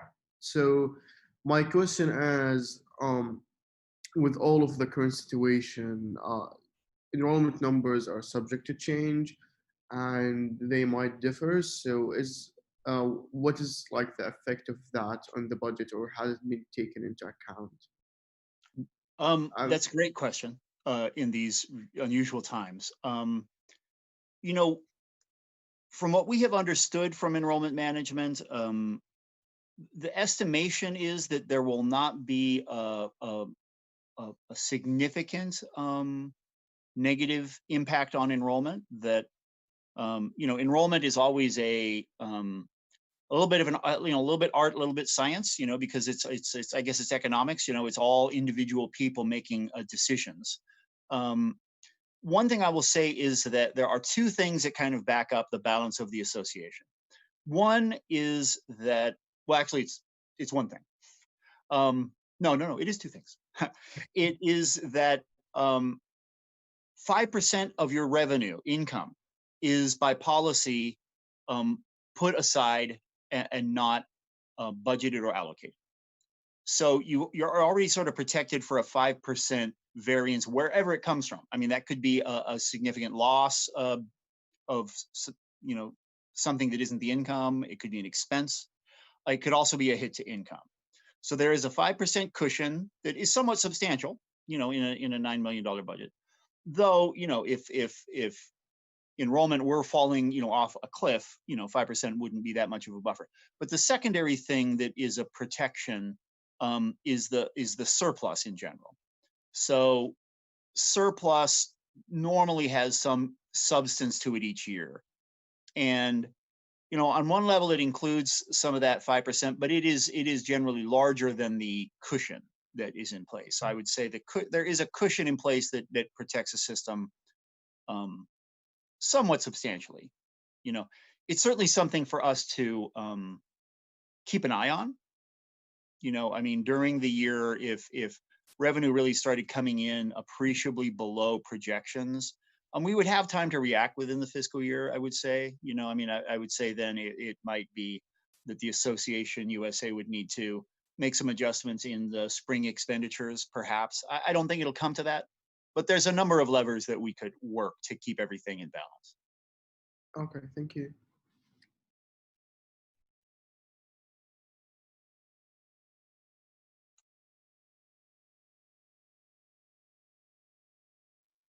Thank you. Okay, Sachi, do you want to go ahead? Yeah, for sure. Okay, so I sent in the council chat earlier my entire explanation and budget calculations for asking for stipends for OSAC committee members, but for transparency's sake and for the public, and just in case you didn't see the document, I'll just briefly go over it. So OSAC is the Office Space Allocation Committee. They are responsible for, briefly assigning student space within Kirkhoff and ensuring that that space is maintained. But there have been issues with OSAC in the past. It's really complex. In my opinion, it's students kind of being landlords to other students, and it's a really difficult position to put students in. So one of the big things that I want to tackle this year is essentially reforming OSAC completely, and making it a lot more of a communal and kind of like a trust relationship between OSAC and between the student groups that are in the Kirchhoff offices.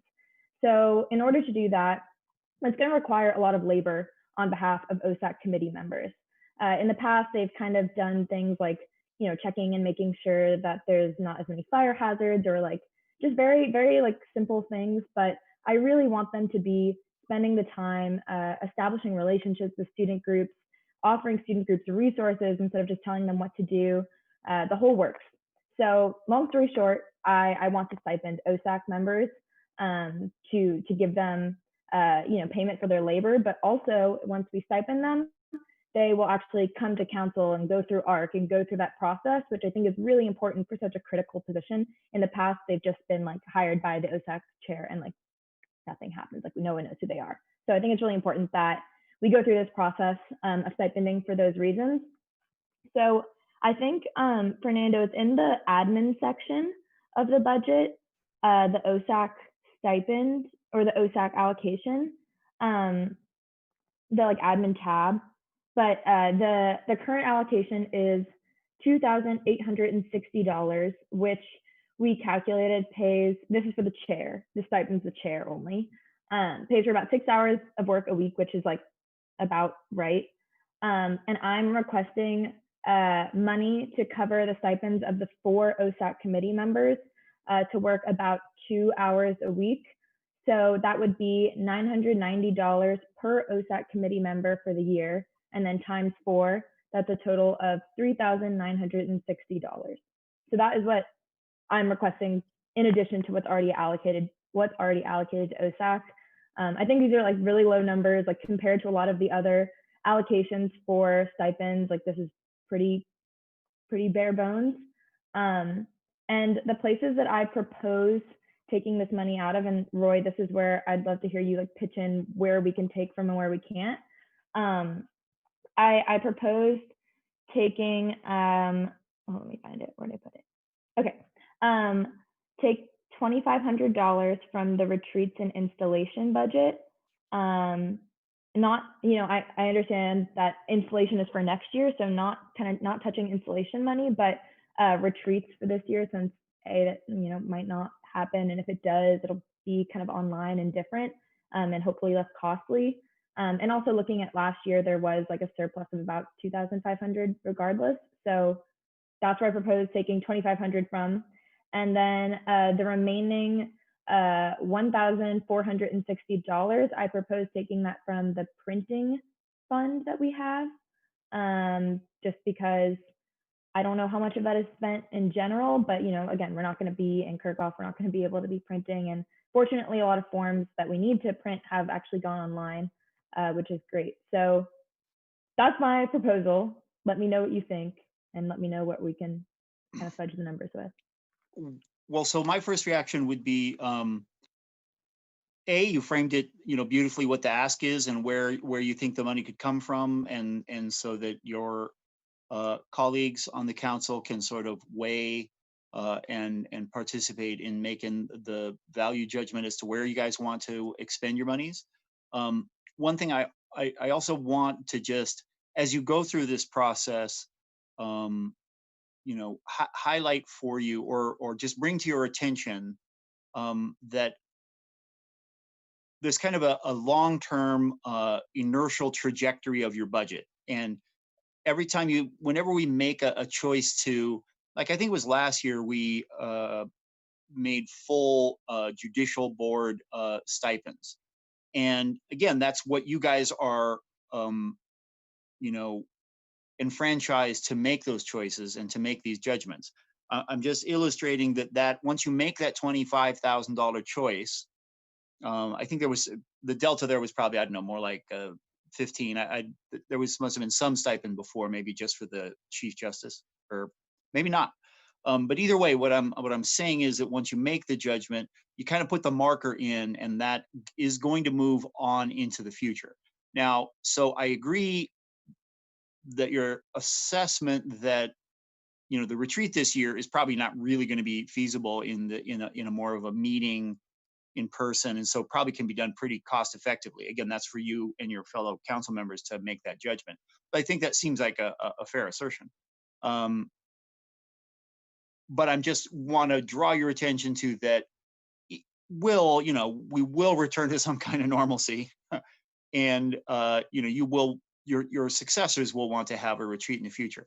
Now, there may be other solutions that I believe we will have to find some other tools to keep this thing in balance over the next few years. So I don't think that's a big caution. I partly want to just draw to your attention so everybody kind of sees where all the moving parts are and understands as you're making these judgments, because I assume some other ideas will come up, just so you know what the moving parts are and the things for you to consider as you make those judgments. But that's really the only thing I have to say. I mean, you've identified, I certainly would agree with the basic imagery that anybody who has watched council for just a few years certainly would know that OSAC is a very difficult process. It's mostly trying to make decisions about distribution of exceedingly scarce and precious resources, and it's hard.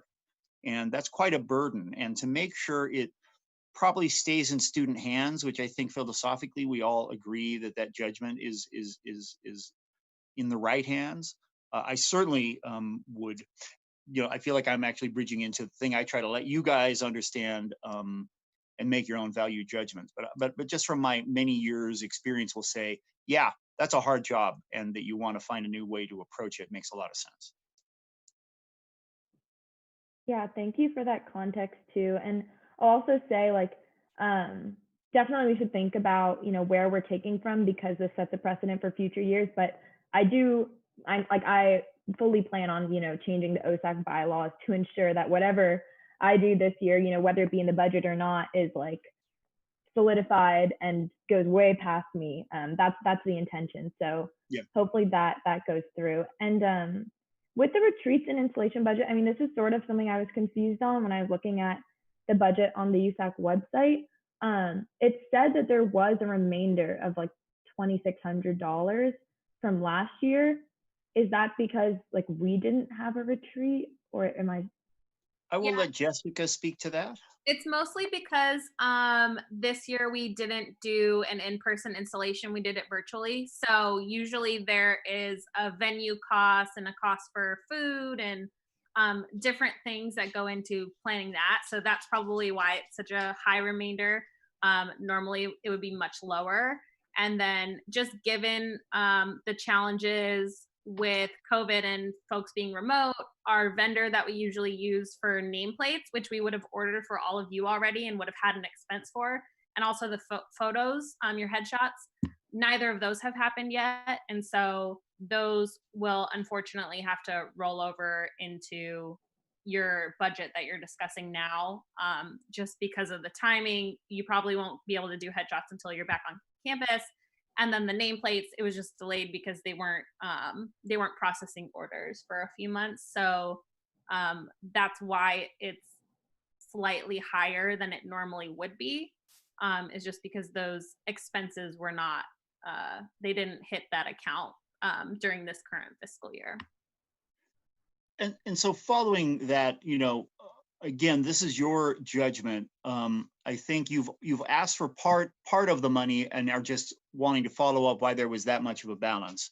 I think that I certainly would encourage council to bear in mind the idea that when the situation returns to some normalcy, that it is not an inappropriate sort of luxury or something. The installation, I think, is an important transfer of authority and recognition of accomplishment, and it validates the student voice in a way that I think is appropriate. It is not that, it's just a few $1,000s and a $9 million budget. And but what you're proposing mostly, it seems to me, would impact sort of the notion of your retreat, and maybe there can be other ways of restoring that money in the future.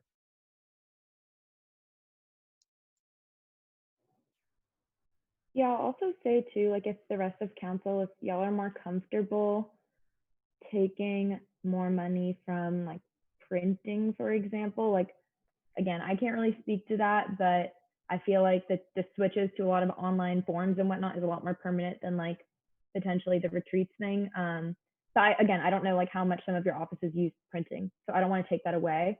But if you'd be more comfortable taking like 2,500 from that and 1,500 from retreats, if that like fits better, like that's fine with me. And also following that, if I can draw your attention again, I just want you all to see the moving parts that you have.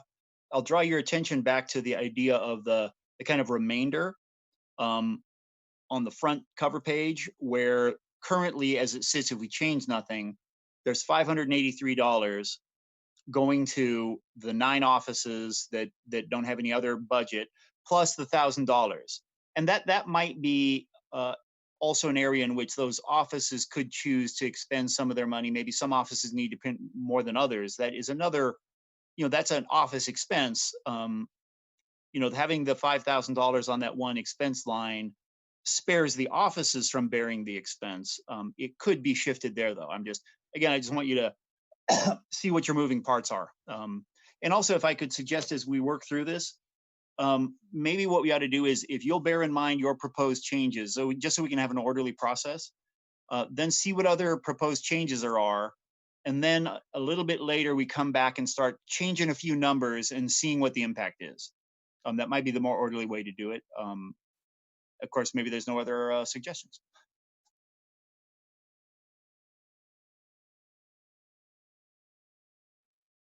Do any council members have anything to say?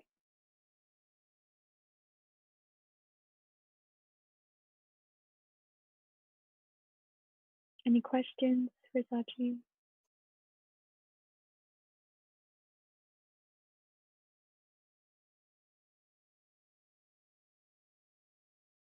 Okay, cool. So I don't know, Roy, how we would go about making these changes. Do we just make them? Well, so am I gathering that there are no other proposed changes? I am not seeing any hands. Do folks Well, so want to while raise people are their thinking hand? about it, maybe we could just put those changes in, and that could give an opportunity for everybody else to finish thinking about whether they want to make any other changes. So yeah, I assume, is that Fernando, is that you doing that? Yeah. Okay. Again, what we just got to make sure of is we make these changes so you can all see it. I assume probably Vong is simultaneously making changes in his master document, because we need to make sure that in the end, or maybe you can hand this document over to him. In the end, whatever we vote, he's got to have, because he's going to make all this, he's going to put it all into effect. Do you want to share your screen, Vong? Maybe if you're already doing those changes. Vong's here, right? Yeah, I could do that. Let's see.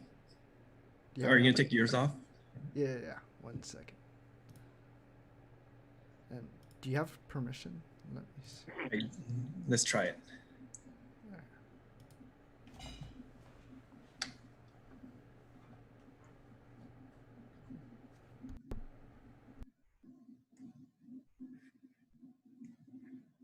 In the meantime, I can say that personally, my office last year did use the printing allocation pretty heavily, just because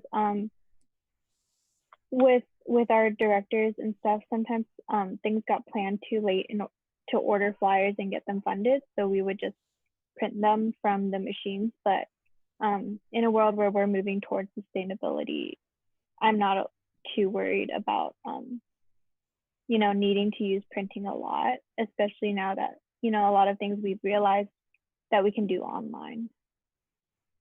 And if I could also, just for the good of the body, see if anybody here that would either probably be Jessica or possibly Vong might recall. I believe that the printing money, when we moved the printer center out of the government computer center and turned that into the transfer and international rep office, some money was allocated, I believe, from surplus. And that was the money that set up the original base accounts and put X amount of money. So does anybody remember how much money went in, and was it equally divided amongst all the offices? Does anybody remember how that worked exactly? Yeah, it definitely was split evenly amongst each office per quarter. and I do not recall the initial allocation because essentially the way that Bruin Custom Print does it is they would bill us after the fact. So we would have open printing up to a certain dollar value for the quarter, and then at the end of the quarter they would send me an invoice of how much was utilized, and then we would only pay for what was used. So we definitely didn't end up, I think when we initially started it, we were just essentially paying an invoice, and then we added it into the budget, recognizing that this was going to be a regularly occurring expense that we needed to cover from somewhere. So that's why it's in here now. I do know that not every office has utilized the printing. The needs have varied, and I'll say, like, I think maybe 1 or 2 offices actually use the full allocation that they had for the quarter. And I believe we were allocating something like $200 or $250 for the office, for each office. And that's to allow you to print color, black and white, double-sided, single-sided, whatever printing you want. You basically have up to that dollar value to spend. And then once it's gone, you then just pay on your own Bruin card using your own funds or office funds, or however you want to pay the remainder. So yeah, I think it makes sense to keep an allocation just so that you have that ability to be able to print off the machines. But definitely, at least for this year, where students aren't really going to be on campus in the fall, that's an entire quarter of funds that essentially wouldn't be used. And now we have an open PO with Bruin Custom Print, and it just gets charged against that open PO. But it's not a use it or lose it type of thing. We only get charged as the printing happens. So there's no worry of, like, if you allocated, $3,000 for printing, but you don't use it all, does it go away? That doesn't happen. Yeah, so I mean, if you didn't have enough money in there later in the year, you might be able to then, send some money from your council discretionary, or you could make an allocation from surplus, which comes up more like, full surplus will come up probably like in November.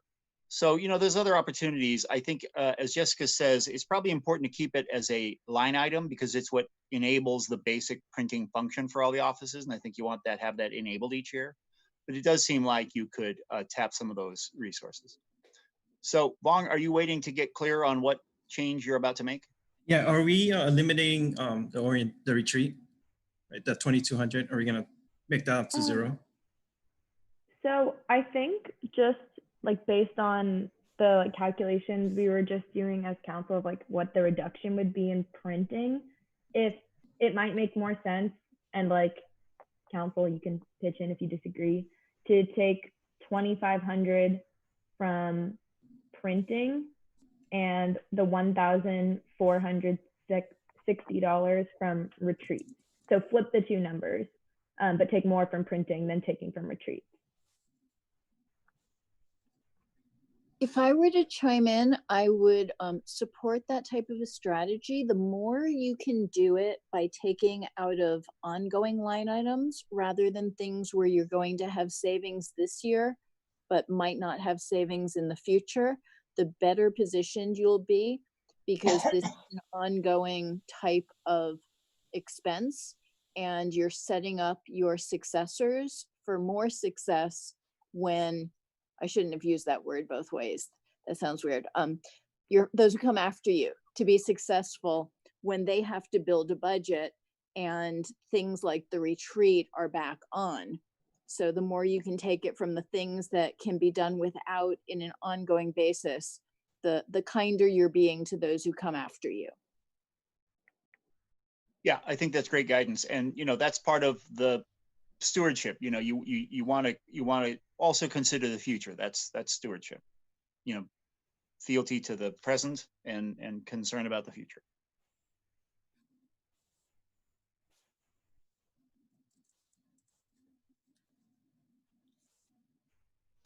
So is 6,800 something you're looking at for OSAC? Yeah, that looks good.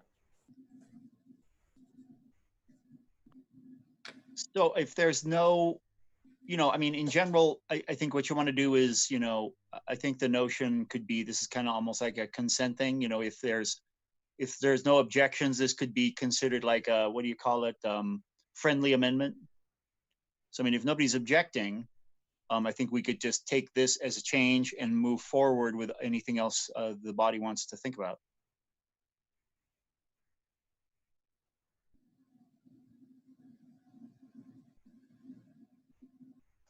And I certainly shouldn't take the chair's role in saying, do I hear any objections?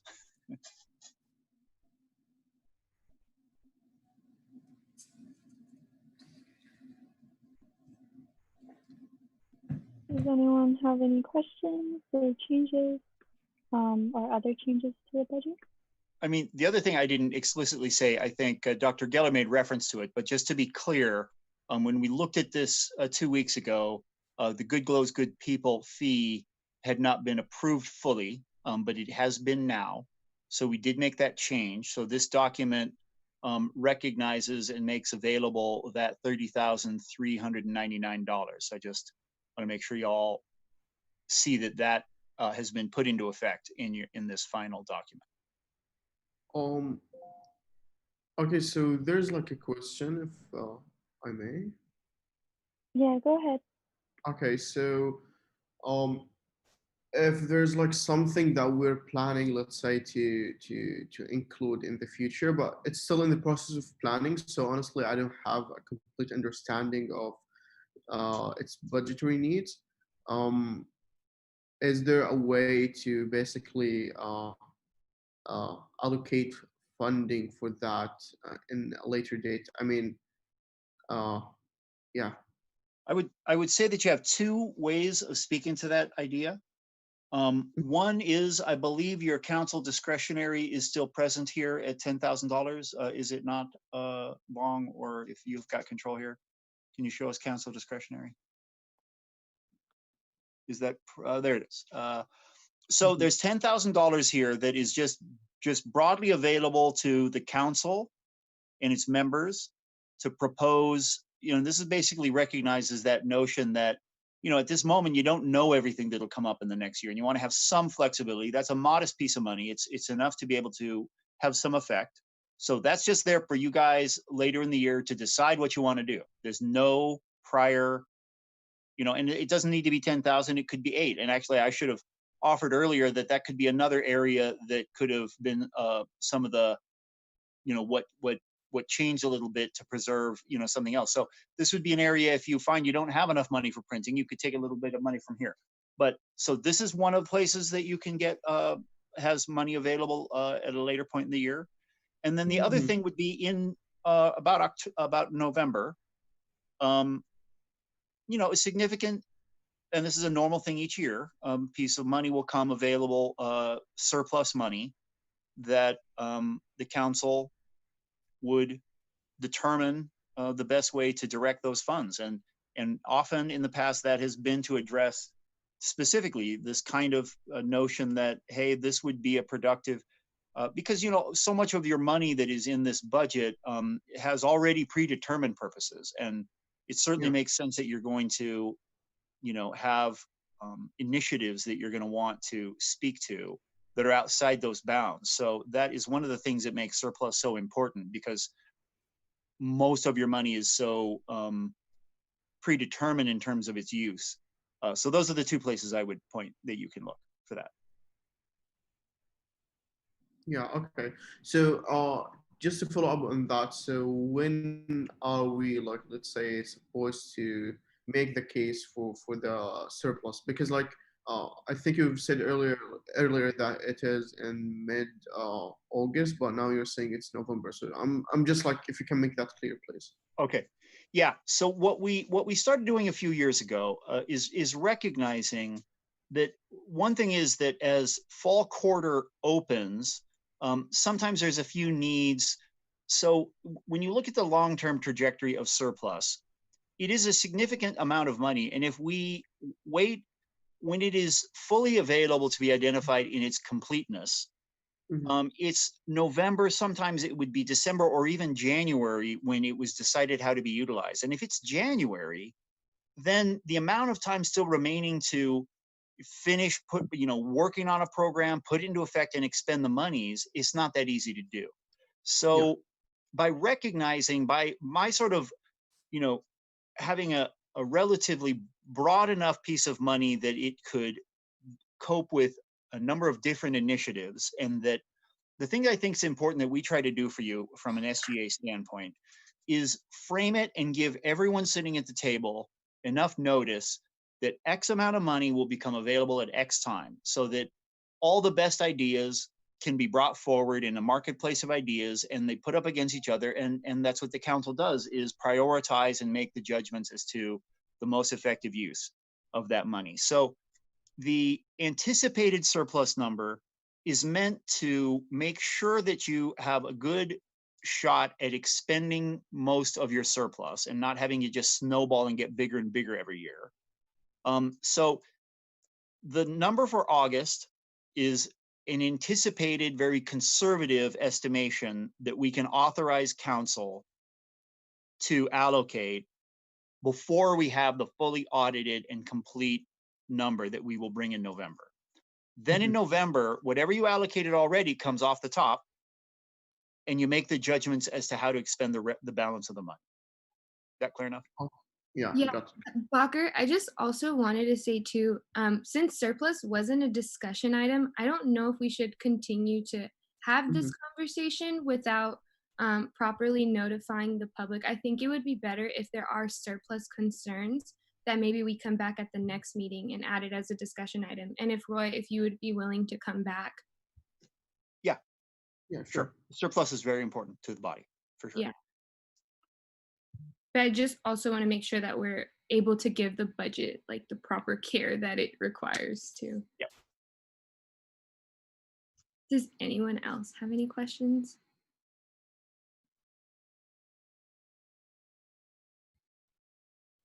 Emily, if you want, I would actually prefer if you like just, I wasn't here for 30 minutes, so if you want to just like take over this portion.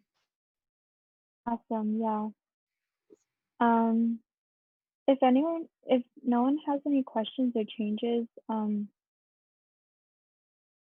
should we motion?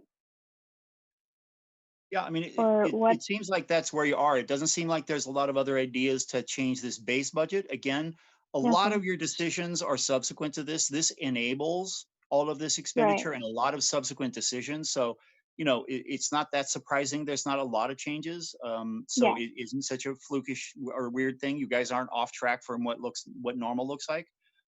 There was the one proposal that we've put in place. So if someone motions and there isn't any other changes, the changes that Vong is representing there would be what you're voting and putting forward, and that's your enabling legislation.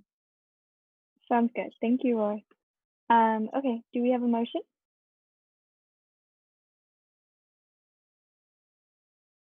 I motion to approve the 2020-2021 USA budget. As amended. Wait, what? As amended, I guess. Oh, as amended. There you go. I second. Okay. Sachi motions, Justin seconds. When I roll call out Naomi, do I call on myself? Yeah, I can do the voting Okay. if you, unless you want Thank you. to. Okay. No, it's okay. You can do it. Okay. IVP? Yes. EVP? Yes. Gen Rep 1? Yes. Gen Rep 2? Yes. Gen Rep 3? Yes. AAC? Yes. CEC? Yes. CAC? Yes. FAC? Yes. FSC? Yes. SWC? Yes. TSR? Yes.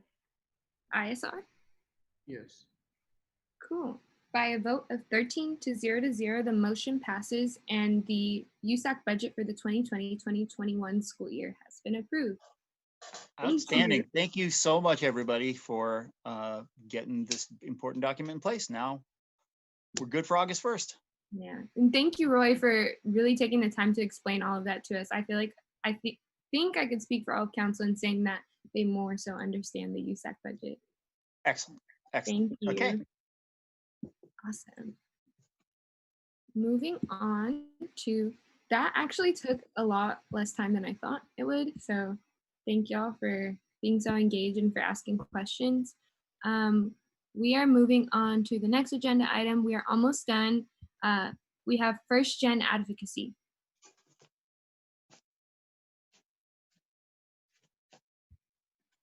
Zuleika. Can y'all hear me? We got you. Okay, sorry, I'm a little tired. Okay. So there's a lot that went down. So yesterday, there was a first generation board meeting, and there were two updates that were announced. The first update was that the First to Go program would be hiring a temporary staff member for the summer. The temporary staff member is a recent graduate of the MSA program and has worked with first year experience and the Transfer Student Center. She would be taking lead as the coordinator of the First to Go program over the summer.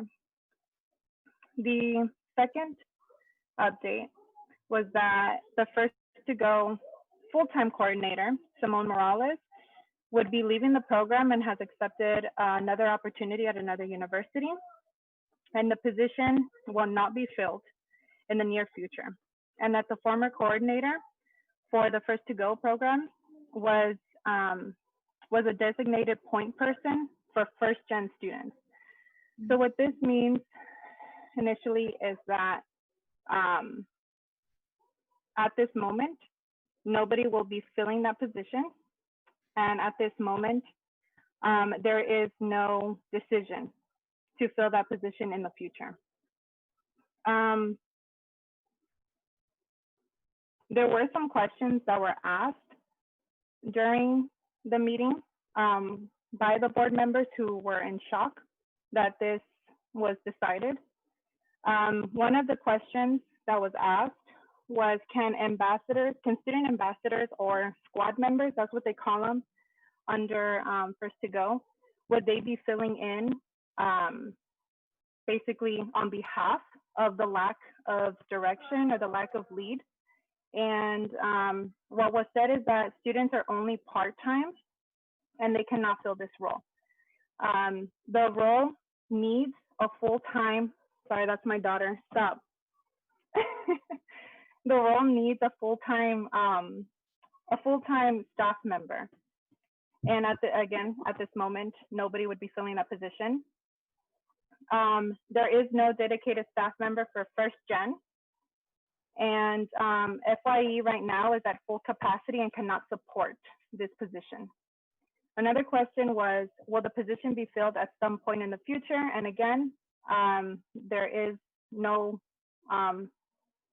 communication that the current director has received from administration. And then they did ask for student input, and they did ask for students to support this movement. From what we gathered, like why they decided to go through with this was that FYE, first year experience, is funded by housing and res life. And so we all know that housing and res life has taken a hit during this pandemic. And so their budget has also been hit. And First to Go falls under FYE, which is why there has been budget cuts to their funding. However, they did mention that there have been, although there's a hiring freeze for FYE, there have been instances across campus where administration is hiring in other places for different departments. And so their question was, why not hire for this position if they're still committing to hire for other departments? So that's a question that we can definitely pose to administration. From what I heard, September is unknown, and so they did not plan for anything in the fall or for the academic year, which is really disheartening, given that there are a high number of first generation students within our undergraduate population. Right now, the director, LT, she is currently seeking more hours for the temporary staff member because she will be working part-time. And again, they haven't heard back from administration. So basically the next steps that they're looking towards is identifying what the needs are and how the board members can participate. But what they came to basically to decide is that administration is not going to listen to them. Administration is going to listen to the students. And so this is basically a call to action for students to advocate on behalf of first generation programs, and how can we work together along with the offices within USAC, how can we work together and support and advocate for this program? Are there any questions, any comments? Emily? Yeah, I was gonna say I can add that currently, I spoke about the social media campaign. So, but there's also a letter that Letty, who is the GSA VP of Academic Affairs, wrote, and I'm hoping that we can all sign on to it, or if folks could like read the letter and decide whether or not they agree with the demands and stuff. It really lays out the statistics of how many people on this campus are first generation, and like the data is already like really a really significant amount. UCLA likes to kind of brag about their statistics of first gen students. Like there is like a flag on campus somewhere that says like our campus like has like a bunch of first gen students. But even that statistic only takes into account people who know that they're first gen and who like consciously identify as first gen, which overlooks a huge proportion of people who actually qualify as first gen and just don't know it and didn't mark it down on their college application. So I would actually argue that there's like a really, really big percentage of students on this campus who will be affected by this, right? Bakker was in on our meeting, like a lot of them are like international students, a lot of them are first gen, right? Because the definition for first gen is that your parents did not get a bachelor's from a college in the US. Mm-hmm. And so there is a letter that we're working on editing, and I can totally send it out to council to take a look at, add your suggested edits, and hopefully sign on to. And would ask for your support on uplifting and boosting the social media content when we begin posting. I did also want to add that there is a UC initiative or a UC First Gen initiative that UCLA obviously signed on to. And so I think that if they're not going to fill the position, they are failing the first generation students and the programming that would help support these students. Yeah, I just want to add on real quick, because it is in like a nation of academic affairs, in addition to everything that Zuleika and Emily brought up.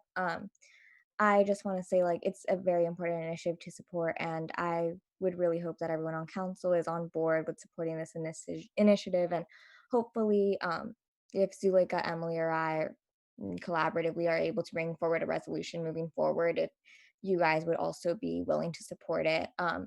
Just because, yes, a lot of students on campus are first generation. And of course, UCLA decides to defund this before defunding so many other programs that need to go, UCPD for one, right? So I definitely do think that UCLA really has to take into account what their students are asking for, and what, if they're bragging that they are advocating for students who are first generation, they need to put in the work, not just talk the talk. So yeah, thank you. Justin? Yeah, I also wanted to ask like how, or like, do you know where those hirings are taking place? Like, because I think that's also a thing we should like definitely figure out, because I had a feeling when I heard about this hiring freeze that they would be selective about it, but I don't know. I think that would also be important, and like seeing like are these positions actually necessarily going to help students, or are they, yeah. So, and the other thing, I don't know necessarily if it's like, if y'all have already been in contact, but I mean, we've all talked about the fact that like it's several programs being defunded all at once. You know, it's Project Spell 2, it's Best, and maybe having a conversation, because I know Best has been struggling to like feel like they're getting anywhere, especially you know with the change in the EDI vice chancellor and things like that. So potentially like combining the message into like, you know, you're literally defunding resources from students. But yeah, down to talk with y'all and down to talk with you so like more about this. Justin, to answer your first question about where some of the hirings are taking place, I do know that admissions is hiring recruiters. So they're hiring freshman recruiters, well, high school recruiters and transfer recruiters at the moment. And so, I mean, we already know right there that they're trying to recruit more students, obviously. So I know that's one of the departments that is hiring. I would have to look into other departments and see. Yeah. I also think I feel like the other thing that I just really want to say too, I think, you know, if they were hiring for admissions, I would want to be careful of the way we frame it, because recruiting is really important. I know that, of course, they don't, like, it's really important to do recruiting in different places, especially me going to a school that like never heard of like a UCLA admissions officer like coming to recruit. So I really want to like turn our attention to things like defunding UCPD or other like areas that are still kind of like maintaining afloat while other programs are being like cut, rather than like focusing on recruiting. So if there are other departments too, I think we should be critical of those departments that, you know, are hiring, or other areas where the university might be hiring. I also wanted to add really quickly that like FYE, like I know that it might not be a program that might be used, right, necessarily, or that might be like an argument that some students may make, but like it can still happen virtually. And I think a lot of students definitely benefited from that happening when it happened. And I know, for example, Simone Morales, she's very helpful. And I know she sends out like the first gen newsletters, which has been like something I'm kind of concerned about. Is like that's where I found out so many opportunities, or so many like, oh, the fact that they had meal vouchers, like I didn't know about that until she put that into my onto my plate, right? So I'm wondering, like, with her gone, will that same level of advocacy, will that same like, you know, persistence, will that be continued? And that's just something I'm concerned about for all those students that would receive those newsletters.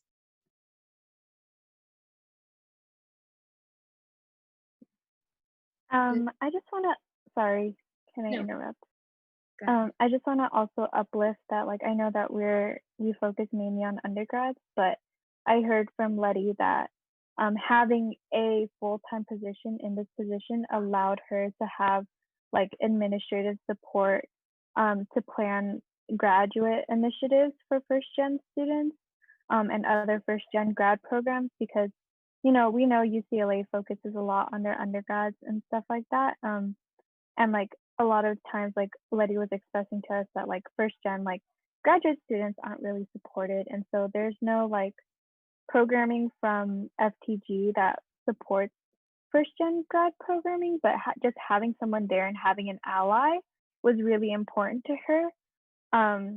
And without having someone there at all, like it really leaves no chance for the advocacy of like the creation of like a graduate or more graduate first gen graduate student support. So I just wanted to uplift that. I know, like, you know, as USAC we focus a lot on like our population, but I think it's important to keep in mind. I also wanted to clarify that not only will they not be filling the position for First to Go, they will also not be hiring students. So there will be no one to support that program.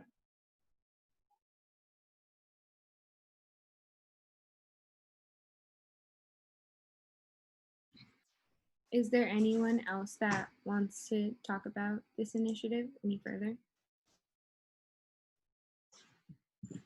Okay, so Zuleika, I'm assuming, and I think we'll be relying on you to kind of take charge on this and lead us.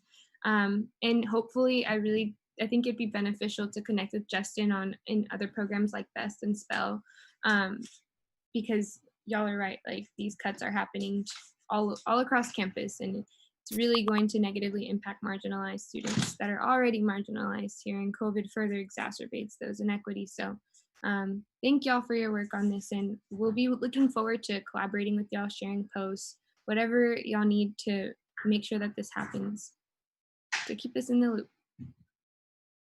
Cool. So we will move on to, I don't, if y'all don't mind, can we do like the two like mini discussions, the Zoom webinar and then the USAC emails and the Trello first before we do the resolutions? Good. Okay. Aiden, do you want to go for the Zoom webinars? I'll actually throw it off to Fernando. I think you might have more information on your acquisition of that. Yeah, so with the help of Vong and Jessica, we got Zoom webinar for the year, because Aiden was one of the people that requested that we have that on hand due to the current situation. And I'm not sure if we're going to have it for future years, but for sure, because of the situation right now, we got it. I think the capacity is 500, if I'm not mistaken. And for now, we don't have a reservation sort of type of thing, but for now, just email me if you need it. I still haven't tested it out, so I believe I can pass on host to those that want to use it, but I need to go ahead and test that, which I am going to do soon. So we have it for the whole year. I'm not sure if there's anything else to add. If you need it for a certain day, I think the best thing to do is just email me or DM me on Slack. Yeah. Or I can create a spreadsheet, but I'm not sure how much usage other offices are going to have for the webinar feature. Yeah, I was going to add on.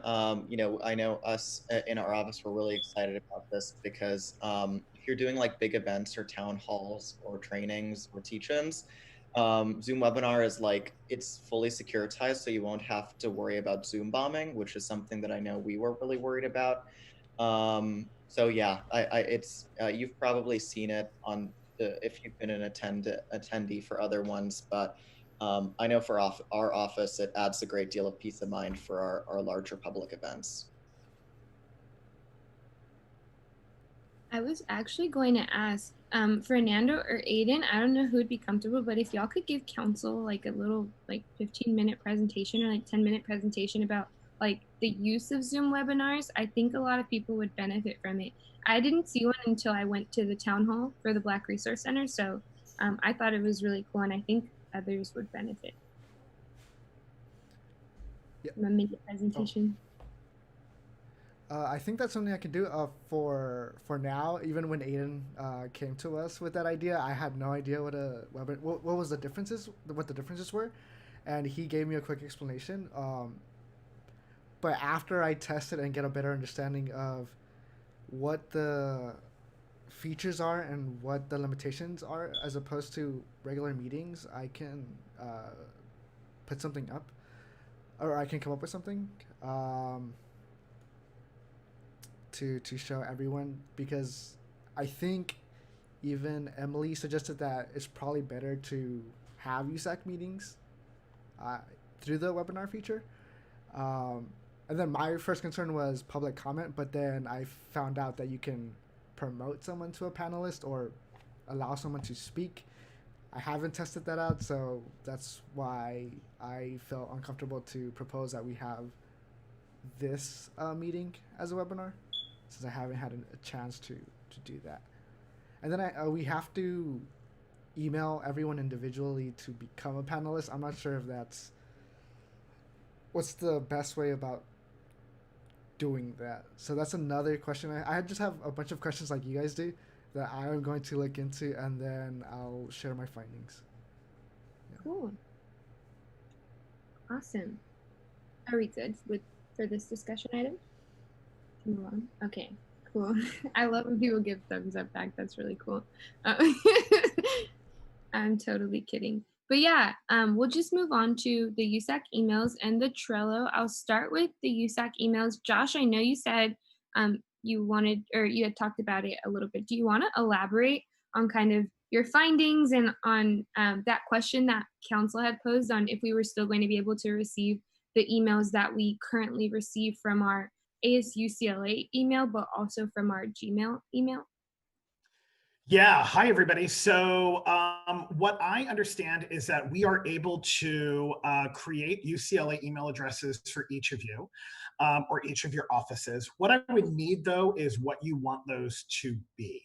And so the front accounts, right? So USAC president at, IVP at, and we can do that. As for your Gmail accounts, once these emails are set up, you forward them to this new account, and then you can work directly off of the official UCLA account. So if this is something that folks are interested in, I'm working with SAIT, so Student Affairs IT. I would need a list of all the emails that you would want set up. We would set those up for you and then put your names attached to them or get them. Actually, it probably would, I got to figure out what, it probably wouldn't say the person's name, but it would say their office, and then get them to you. And then I would have everyone forward their Gmail account. And that's, I can probably have SAIT get instructions on how to do that. You probably all know how to do it better than we can. But forward those accounts directly to the @ucla.edu account. That way you have the official accounts, which is what you were asking for. You forward those old accounts, which are the Gmail accounts, to the official accounts, and then you work directly off of that official account. I also just wanted to say, I think a lot of us have two accounts. Some of us have an ASUCLA account. Or Jessica, do you know how those work? Yeah, so for your ASUCLA emails, most of them are actual email accounts, but a few of them are just forwarding accounts. So essentially your ASUCLA email forwards directly to whatever personal Gmail you have set up right now. So I think when last time we checked, Brando can correct me if I'm wrong, only 1 or 2 accounts were those strictly forwarding, not an actual inbox. But what we can do as well from our end, we can work with ASUCLA IT to also forward the ASUCLA email accounts to your new UCLA account. So that anybody emailing the @ASUCLA will just directly pop into your UCLA inbox. And I would probably recommend that you keep your email handles the same as your ASUCLA ones. So it's going to be the same, like USA IVP at UCLA now instead of ASUCLA. I think that might be the easiest for students to remember if they are used to emailing your ASUCLA one. So essentially, once the UCLA accounts are set up, same thing like Josh was saying, forward your personal Gmail. If you have a personal Gmail, that's different. So like for example, IVP, I believe is like USACIVP@gmail.com would be their Gmail account. So you'll need to work on forwarding that yourself. But we can work on forwarding your @ASUCLA email, so that wherever folks are emailing you, we'll make sure it gets to the right one. And then the only other thing we'll need to make sure we do is once your UCLA accounts are set up and functional, we'll have to change the all council email listserv so that it now includes all of our UCLA official accounts rather than your ASUCLA. But that's also an easy fix. We just put in a help desk for IT and we can get that done fairly quickly. So if this is the direction that we want to move into with the @ucla.edu accounts, with Naomi and the board's permission, I would then work with Jessica to get all the existing accounts that we have And then I will put that request in tomorrow. Jessica and I can work together. We'll put the request into Student Affairs IT tomorrow to have those accounts created. Depending on how many accounts they are, it should take just a couple of days. And then I could send an email out to council with all the new accounts and how to get you set up. So give me a week just to be safe, because SAIT is slammed on getting everyone's all student affairs up online as well. So I don't want to promise a few day turnaround, but hopefully by our next board meeting in 2 weeks, I will have new accounts, if not sooner. Does that work for everybody? Yeah, I know we have a few hands up, so let's go Sachi, and then Aiden, and then Blocker. And then, yeah. Yeah, I just have a few quick questions. So the first question is, I know at least for SAC, and I know for a lot of other offices too, we have our projects have their own emails, like usacsac.accessonboard@gmail.com. So would those projects also be able to have the UCLA, G.UCLA emails, or would they have to stay in the other suite? And then the second question, and I don't know if this it's not that big of a deal, but is there a way to like transfer Google Drive material and other stuff? Because I know like in the factory we have a whole bunch of stuff from years past that I wouldn't want to lose. So do you all want it to be a g.ucla.edu account?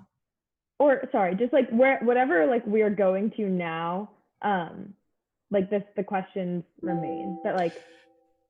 Yeah, this is just, this was a solution to come up with an official UCLA account, email account, per, I believe, many of you requesting, so it's not g.ucla or gmail.com. That we can fulfill. As for your storage accounts on Gmail, you may want to keep those. I'm going to divert back to Naomi and your teams on that to see what you want to do with those pieces.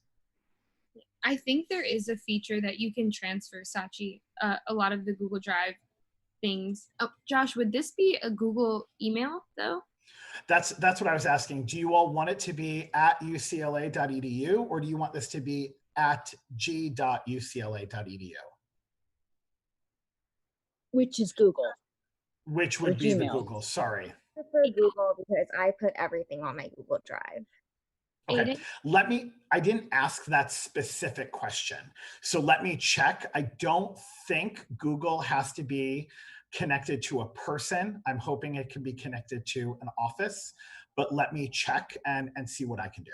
Yeah, Josh, I was under the impression that any at ucla.edu email address can log into Gmail as g.ucla.edu, and it's the same email. You would just log into the Gmail login page rather than whatever page you log in for the UCLA account.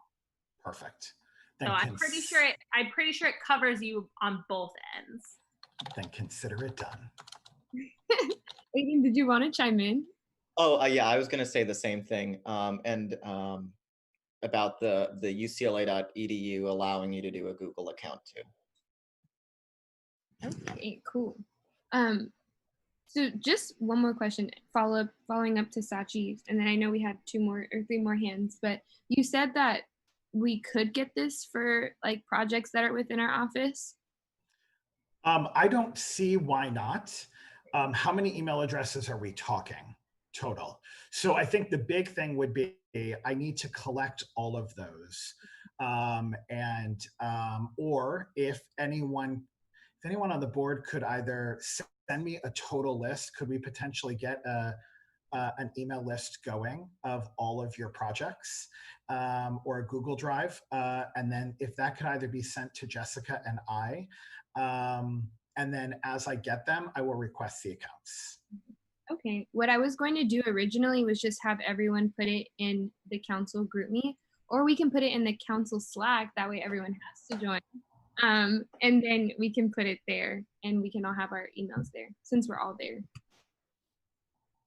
works for me. Okay, cool. So we'll go Aiden, Balker, and then Promise. Yeah, a lot of my questions were answered, but I'm just gonna say, when Jessica mentioned like probably the emails and the forwarding emails and the emails that have the most problems, my email is the one that has probably the most problems. So I'm very appreciative of Naomi, Jessica, and Josh working on this. I am, for the work that our office does, it having multiple accounts for our different teams that do local, state, federal advocacy would really increase our efficiency. So right as of now, everything has to go through my email and I have to send out all of those emails and it's a bit of a backlog. And then also just the @UCLA EDU will help because the emails that I send out right now at gmail.com with the institutions we deal with, there's sometimes questions being all like, are you an actual elected? So yeah, I'm a big fan. And then however we can standardize it, I know other UCs that we work with do a really good job of standardizing what the emails look like for every different elected and for every different project of the elected. So having that level of standardization would be good. Yeah, I agree. I do think that we should definitely try to keep things standard too. Like someone shouldn't say UCLA EVP and then someone else is say USAC president. Like that would be doing a lot. Balker. Okay, so I had 2 points. The first one is there a way to basically migrate or to transfer the previous old emails to this new email? Because honestly, maybe it's for my office, it's just 1 year old, so we don't really have that much of emails. But for other offices, they do have years of emails, and it would be really inconvenient for them to go back to the old emails every time now and then to get information. So that is my first point. The second one is regarding the Google Drive. So I know this is a problem that I personally faced with other orgs. So you cannot transfer Google Drive's ownership of Google Drive folders from Gmail to a G Suite, or from a different G Suite to a different G Suite account. So domain. So that is an issue that I have faced. I don't know if this is something USLA can solve, but how is is there I just wanted to bring this up because that is a possible problem when it comes to transferring folders or the ownership of folders. The other the other way around it is to basically download everything and then upload it again, which is so really inconvenient and would mess things up and permissions and etc. So yeah. So great questions, and I will totally look into see how we could transfer information if that is possible, or what the easiest way of doing it is. I think my first goal is to set everything up and then work to see how we can get that transfer accomplished. So I think there is a way, but the purpose of creating all of these accounts is so that it does not go from individuals' names or individual suites. We want to completely avoid exactly what you're talking about, Bakar. So hopefully we can do that, and hopefully we can get a one-time transfer for all of these pieces and figure that out. So let me look into that and see what we can do. Thank you. Yeah. But ultimately, if no one has anything else, I think if y'all are okay with this, giving council like a 1.5 day deadline. So maybe by tomorrow night. Josh, is that okay? By tomorrow night, getting those emails to you, or Thursday morning? So when I get them, I'll request them and just make sure that it's about a week to a week and a half to get those done. So as soon as I get the list, I will do it. So yeah, if we want to do let's do Thursday morning, and then if everyone could get all of their subcommittees and projects that you want into that, and then we can we might. Going off of, I believe, what Aiden said, is we'll probably review them and make sure that they're all unified. So we don't have exactly what Aiden and Naomi were saying, just making sure they're consistent across the board. And then we'll set up those email accounts. Cool. So yeah, and then we can like talk about that more in the council group me event, like if execs want to have it unified, and then if commissions want to have it unified too, we can talk about that. Promise, sorry, I totally forgot your hand. You're completely good. I think I'm still a little bit confused. So is this account like, because we talked about like getting a G Suite, where we could like have all of our like sub emails under like one large thing, right? Like one working space. Is this the same thing? Is it G Suite? Yep. I will ask what the difference between that and the G Suite is. But let me see if I can get G Suites set up for councils, for offices as well. Okay. And my last question is, so I just had all of my series. So there's 9 series in CAP. They all have emails. And they're all linked to my email, like the large main CAC email.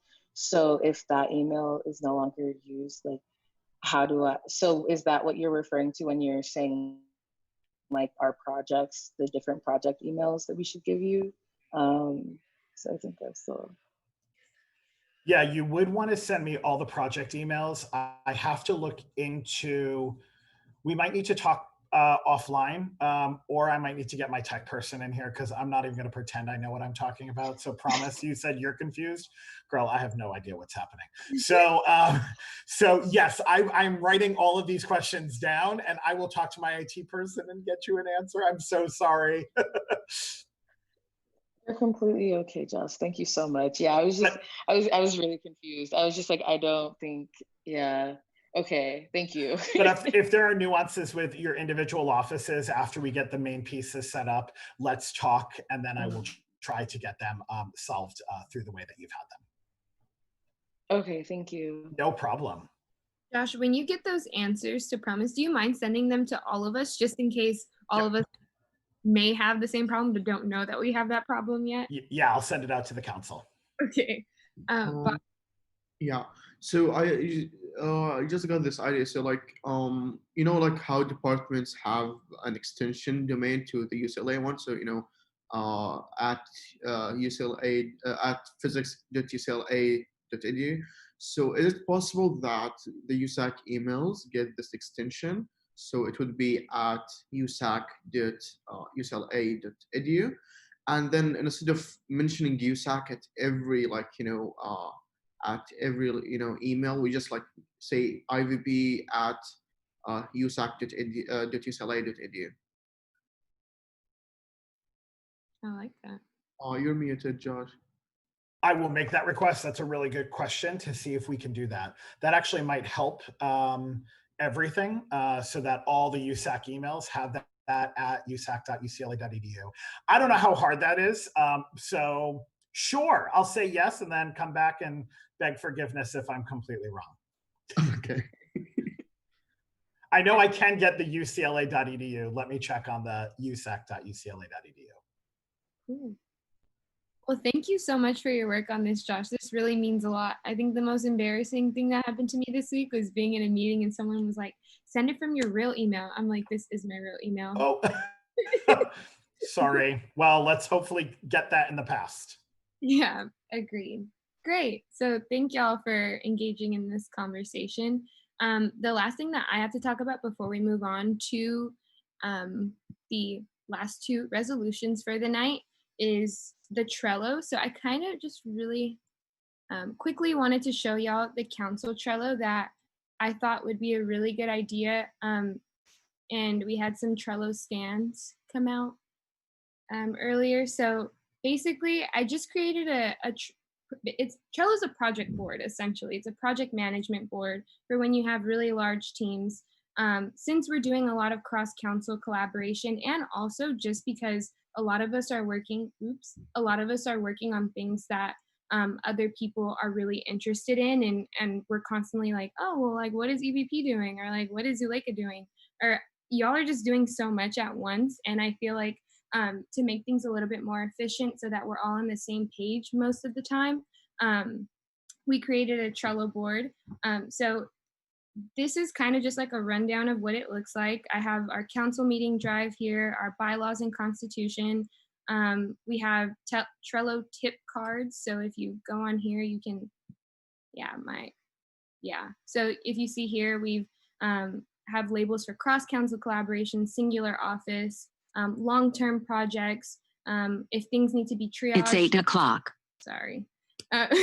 If an issue comes up and it needs to be triaged or we don't know like who it should go to, we'll label it as red. And then, these are just issues. I know originally we wanted the DASHU Center to come in. We can even like delete this because we may not even need this. We have the Ramp Down Task Force, International Student Academics Task Force, also probably not needed anymore, but we'll keep it just in case. So these are council-wide projects for things that are like specific to all of council, kind of like a USAC, UCLA emails. These are for council collaboration. So for 2 or more offices that are collaborating on something that you want council to know about, you can go in here and, for example, this was going to be what we were going to do. So this was going to be the different offices that were collaborating. Aiden was like 2 seconds away from sending out a when to meet, but he's not anymore. So this is going to be what we needed to do. And the cool thing about Trello is that you can assign tasks to different people and they'll get a notification that a task has been assigned to them. So, and it also comes with dates, and then we can also put, I forgot something else, but yeah. And then this is just if your office is working on something that you want all of council to know, but you don't necessarily need them to do anything. But maybe you want to hold yourself accountable for, like, for example, I said that we were going to create an email, or like I said I was going to create a meeting for CEC, CAC, and the CIO for UCLA. So like that's something I could put here and then just done. I don't have anything in the resources part, but if y'all want to add stuff, feel free to make this our own thing. I added GIFs just because like I feel like I like this more when it's fun.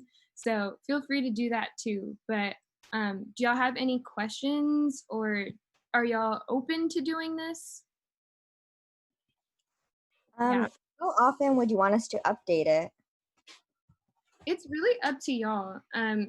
I feel like it works best when we're all kind of looking at it every so often, and when we're all doing things there. Like, for example, I think it works best if, as we're completing tasks, we go back to the Trello and kind of mark things off, just so that other folks who are, let's say someone gets a question about housing, and we're doing a lot of advocacy for housing, they could always refer back to the Trello to see where are we in the advocacy stages. I think oftentimes what happens is we're all kind of like scatterbrained in the group me, kind of like, what's going on? And because there's so many messages all at once, we don't always know what's happening within USAC. So it works only if y'all are like willing to use it, if that makes sense. Yeah. Yeah. I just wanted to know like how often, but like I guess updated like maybe on a weekly basis or something like that. Weekly, if you want to get crazy. Justin? I've used Trello for another job and it's pretty good. Like it's good at like keeping track of all of it. I did want to ask though, like just out of clarification, like were the little like color differences like each individual office, like so like the little colored bars? I was wondering because for when you first said the Trello, I had thought like, oh, you're gonna like list out like Gen Rep 1, Gen Rep 2, Gen Rep 3, you know what I mean? But this actually looks more neat, like cleaner, but I'm kind of confused about, is each like little colored bar like a different office or, okay. Yeah, they're actually, and they have labels here, but they're more so just for, I mean, we could do colored bars, but I figured y'all would benefit more from like green meaning it's ready to be sent out, pink meaning like, okay, this is complete, so let me check like what's going on. And then these other like labels kind kind of as reminders as to what still needs to Yeah, happen. that makes sense. Yeah. Okay. Y'all like that? I know I can't see the other hands. I lost them. Emily, Sachi, go ahead. Yeah, I also think that this is really great, and thank you for organizing this. I wanted to ask, is this meant? So I saw one of the labels that was like single office project. Do you want us to ideally like put everything that our office is doing, or just things that we think are like important for other council members to know?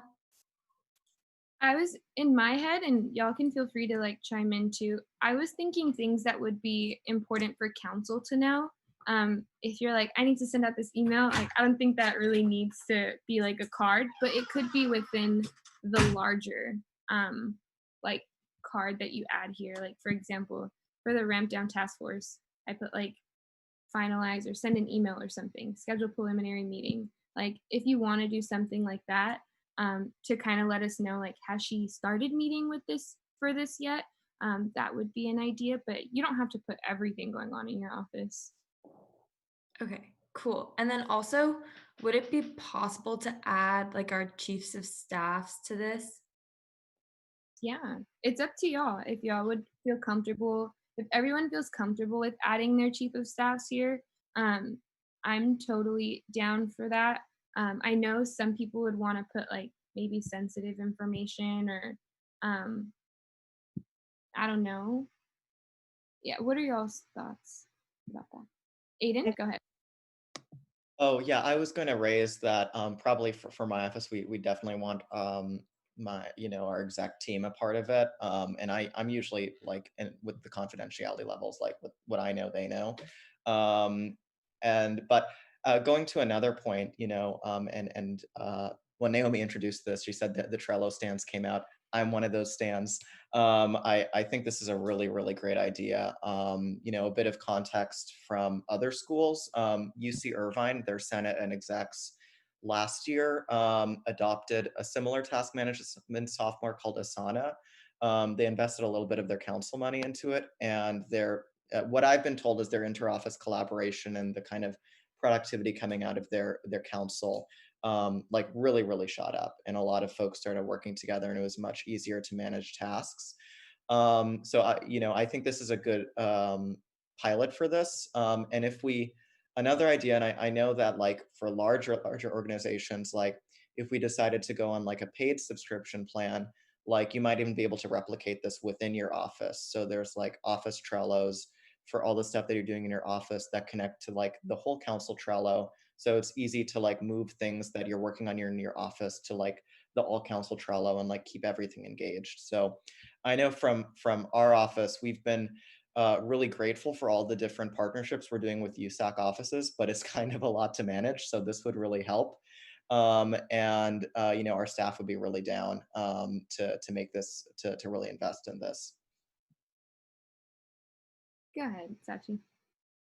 Yeah, I was gonna say, like, I think this would be a discussion for another time. Like, I think we should just kind of get started with the Trello that we have, and then we can expand later. But it would be really cool to be able to like connect our offices to it.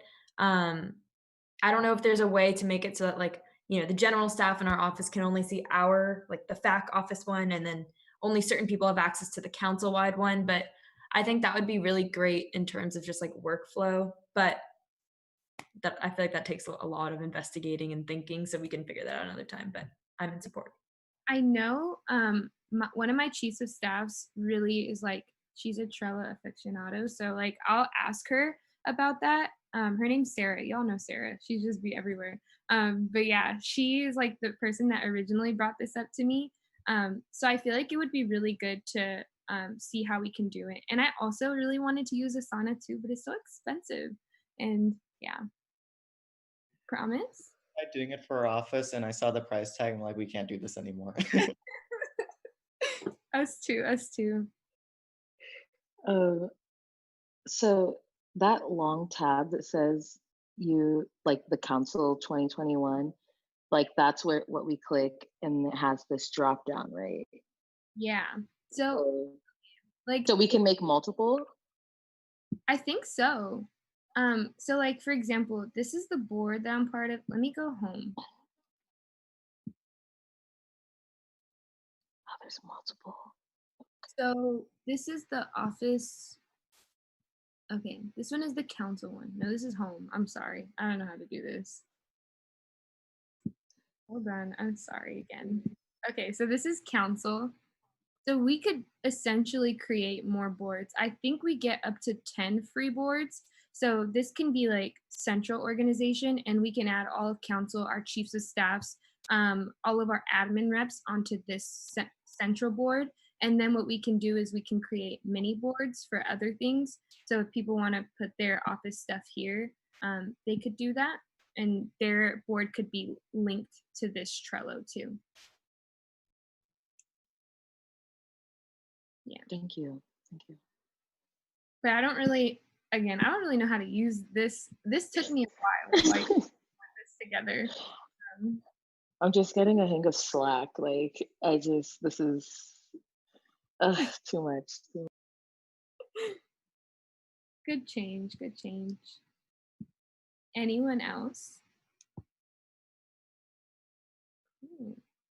So yeah, what I'll do is I'll probably send out like an invite link to our USA Council email, so that way everyone can get the email, including Dr. Geller and Jessica and Fernando and everyone. And Jessica and Fernando, y'all don't have to participate, but if you kind of just want to see like what council's doing, and Josh as well, if y'all just want to see how council's doing, it's an open opportunity. So yeah. Great. We will move on to the last two agenda items, which is the resolution. So I don't remember the first one. I can't find it. And I'm going to stop sharing my screen. Zuleika, I know you're presenting the first resolution. Do you want to just take over? Do I share my screen? Or does somebody want to share it?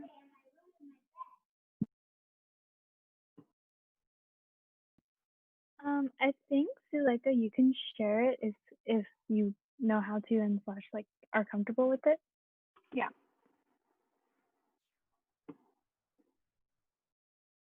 Okay.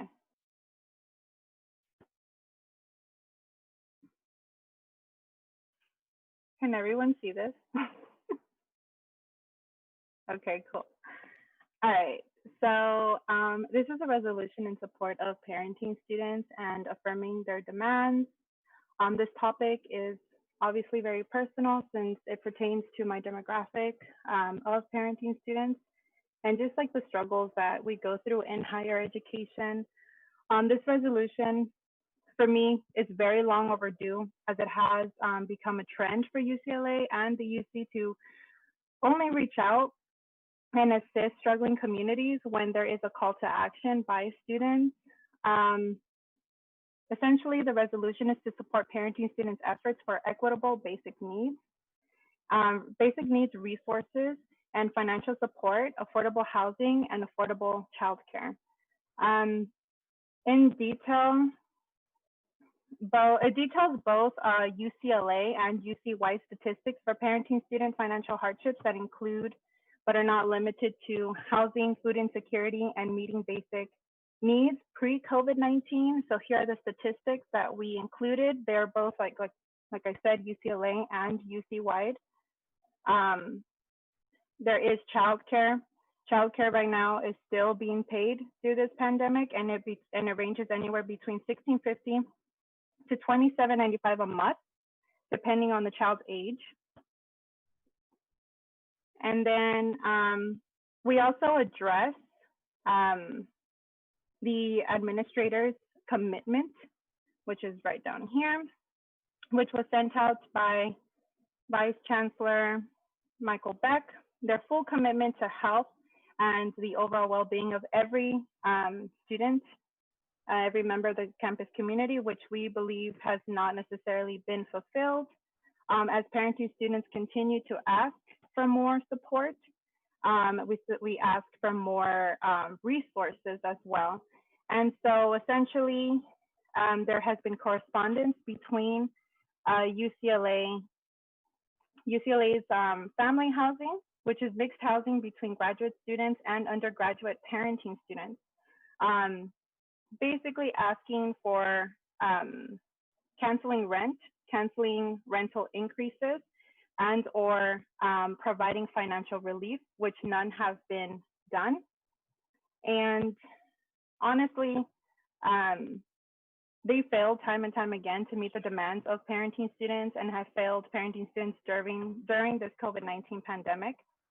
I also want to address that our basic needs committee at UCLA, although they have done really good in offering resources to parenting students, they haven't done enough for housing, which falls under their scope. Food insecurity and housing falls under their scope, and yet we haven't really seen any form of financial relief for housing. We've seen very little outreach for food, providing like food resources and programs. But essentially, if you want to read through it, it's 4 pages. We're asking that our needs be met by providing academic support, basic needs, and wellness. We're also asking for housing aid. Sorry, I gotta move my stuff. We're asking for housing aid. We're across all UCs, not just at UCLA, because we have seen a trend that parenting students across all UCs are struggling and have been struggling for a while now. And we do want the UC, that the UC establish a fund to provide 2.5 months, half a semester or a full quarter worth of rent support for parenting students to provide immediate housing security. At this moment, what we have been met with is either to sign on to the new rental agreements that are going on now in July, which have a rental increase, or to move out. And to me, that seems a little bit, it's just a little bit disheartening, because you wouldn't want a family to move out during a pandemic when it's hard to get housing in the first place, or when they have no family to go to. And so it's just calling out the UC, it's calling out UCLA, and it's calling out the Basic Needs Committee to really, really invest in parenting students and support us by meeting our demands. And we really implore that UCLA and the University of California to reflect on their accountability pledges and equity-centered mission by providing outcome-oriented support for all parenting students. So I really hope that you do consider, after reading it, to support this resolution, as it would help a lot of parenting students who are struggling right now and are, we're asking, and we've been asking for help for a while. Are there any questions or any other comments that anybody would like to make? Yeah, I want to comment. First off, I completely support this resolution and the work you've been doing with and organizing and family housing. I think honestly a lot of that will do, if not more, in this resolution, that collective action, and but I think this is showing our support as USAC is extremely important. And you go into a lot of detail about specific asks you have. I would say, and Dr. Geller gave me this advice when with the best resolution. But you don't have to call specific folks out in the resolution language, but and I think you probably were already gonna do this, but you can put so many people, send this email in an email to so many people, and just put them on notice that we're telling these things and all of that. So, but yeah, it's a great resolution and doesn't back down in any way. Thank you, Justin. I wanted to also voice my, I guess, support of this resolution. I think that this resolution is very essential, considering the fact that these students, right, have long, it's like Zuleika mentioned, right, it's long overdue that the university support them. And I feel like, especially right now when we're seeing that all these programs, like Justin brought up, everything's being defunded, right? And like the fact that, you know, UCLA has been really quick to say, like, here we are, we're supporting all these students, but they're not supporting the students that they, like, you know, I guess, like, how did I forget this word? I guess they really flaunt these students specifically, and they really like to show off that these are like their token students and they're so diverse and so caring for the community. But I really think that Zuleika, you did such a good job of researching, and like I'm really appreciative of the fact that like you're doing all this great work, and I'm sure all the transfer community is very appreciative of the fact that you're doing this work and the resolution that you came forward with. So I am very happy to support this. Sachi?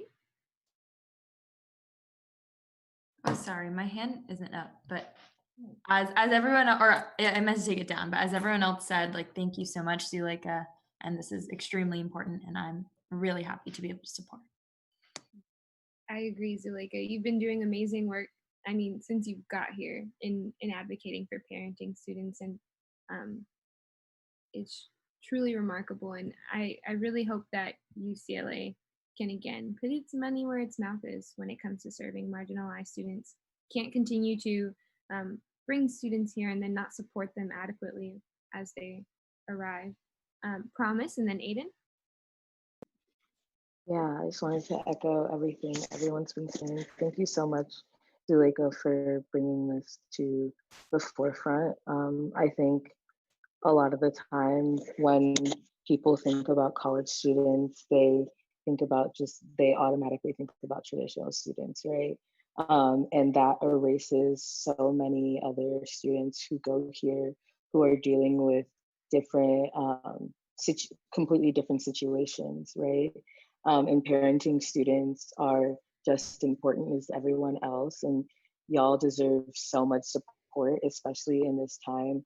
And I believe that the institution should be giving you this support, especially since they always want to take, like, I guess, like, ownership of us, right? And like say that like we're a part of this, like we're a part of this like family together, right? Like, so are parenting students, so they need to step up and like do the right thing. So I'm really appreciative that you did this for all parenting students, Zuleika, and I'm really excited to be able to support this.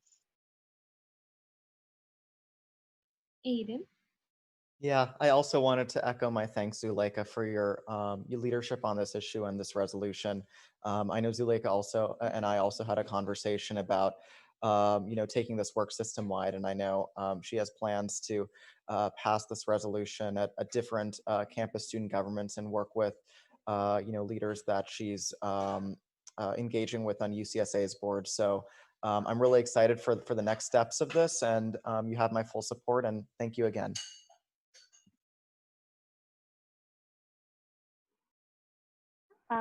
Thank you. Thank you, everyone. It really brings me so much joy to see all the the amount of support. Also, I want to give a thanks to everyone who helped me write this. We did have some former alum parenting students who did help me with some of the research on this, and we also had mothers of color in academia at the UCLA who has done a lot of great work surrounding parenting students. And I do want to give my thanks to them because they helped me with this resolution. And I want to thank everyone here who has supported, my initiative on parenting students. And yeah, I'm just very grateful for all the love right now. Well deserved. Does anyone want to make a motion?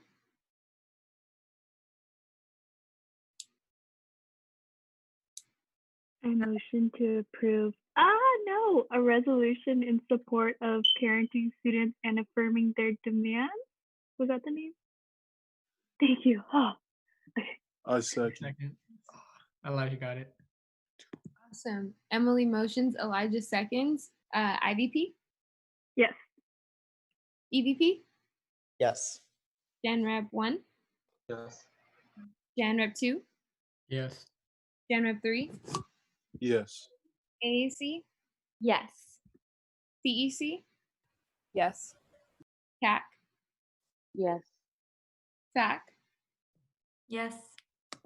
FSC, Yes. SWC, Yes. PSR, Yes. ISR.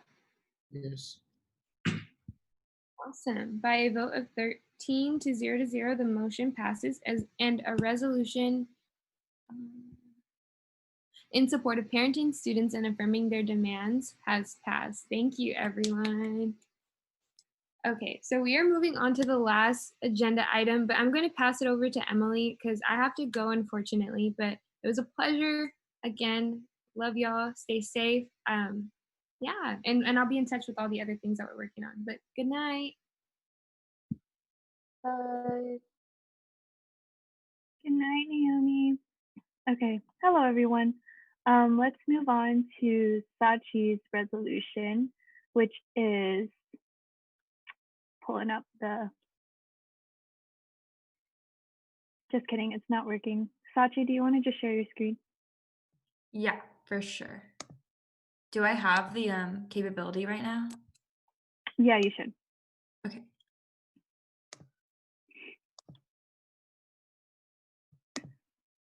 Okay, can you all see it? Yep. So, yeah, I'll scroll through it as well. But just to kind of summarize, I actually think that Grayson, who spoke earlier, gave a really good summary of what this resolution was proposing, and I want to give him a special thanks for helping with some of the language of this because it's very similar to the resolution passed by the Northwestwood Neighborhood Council. But essentially, I did actually want to take a moment to kind of acknowledge that, renaming is not the solution, and it's not even necessarily a big leap towards the solution. It's definitely just one small part of a lot of larger issues that need to be addressed. And so my intention and Northwestwood Neighborhood Council's intention with this was never to cover up or not address any real issues. But, as the facilities commissioner, I feel very compelled to speak about how important symbolic things are to cultivating a safe and welcoming campus environment. And so LeConte Avenue is now within our UCLA community within Westwood. And I think that it is important that we as a council, support the efforts of other organizing bodies in ensuring that our community can be safer and more welcoming within name and then also within actuality. So I'll keep scrolling.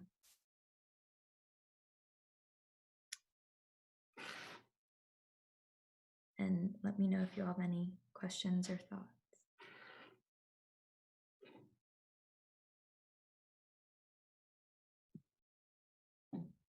Yeah, I definitely agree, Sashi, in that naming isn't like necessarily like it's not the systemic change that is the reason for these protests, but that I mean like I say hell yeah when statues get taken down and um because naming and statues and all these things aren't the way we remember and study history. They're the way we glorify it, right? And so the fact that these people just with these do we literally live in a society that endorses these values if there is a street literally named after him, and someone wanted to remember him, someone made that decision, so I think it is still important to just put our voice out there about why specifically and why it's important for us as UCLA to also condemn him and all that. So yeah. Thank you, Justin. Do any other members of council have any comments or questions for Sachi? I was just gonna say something. First of all, thank you so much, Sachi, for taking the time to write this resolution up.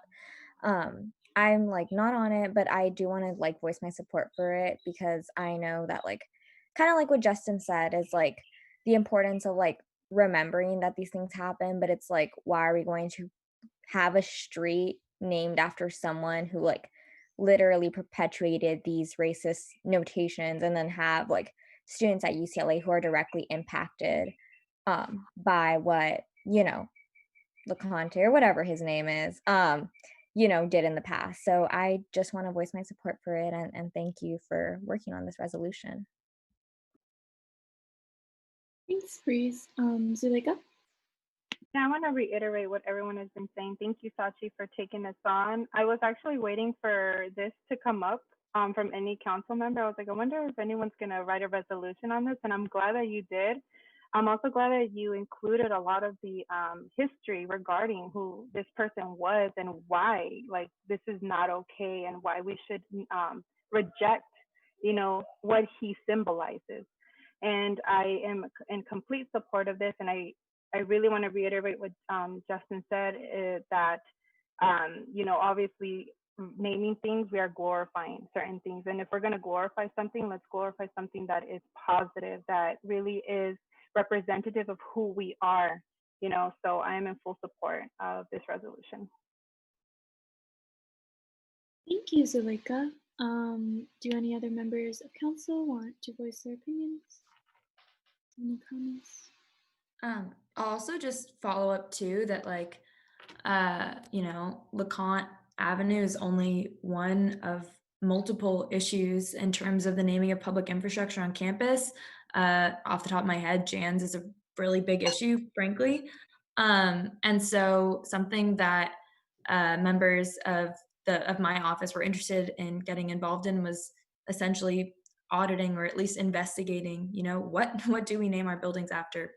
Like, because even the good ones, I don't even know. So I think, you know, that's a project that I hope that our office can take on, and I'm sure that people in your offices would be interested in well. So I'd love to kind of collaborate with you all and work towards that. But just to acknowledge too, like, this is not only is this only one step in the larger picture, but it's one step in its own box. So, yeah.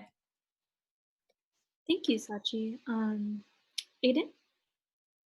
Oh, yeah. Thank you so much for bringing this up, Sachi, and really for your leadership on this. And I know, you know, I think a building audit and a naming audit is well overdue at our university. And on the subject of Jan Steps, I also wanted to share, you know, my office has been working with the American Indian Students Association, and we'll be bringing a resolution next council on the Jan Steps issue. So if anybody would like to, you know, work or support or come on as a co-sponsor, feel free to reach out because you know, I know that will be an ongoing issue that will be coming up next council as well.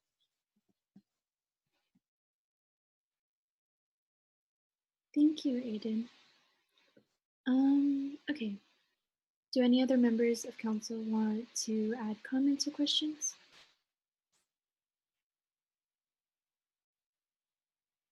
I just also wanted to voice my support of this resolution. I think that there is a difference between remembering history and venerating figures that don't deserve to be venerated. So I am excited to be voting on this resolution tonight, and thank you, Sachi, for all your labor on it. Okay, awesome.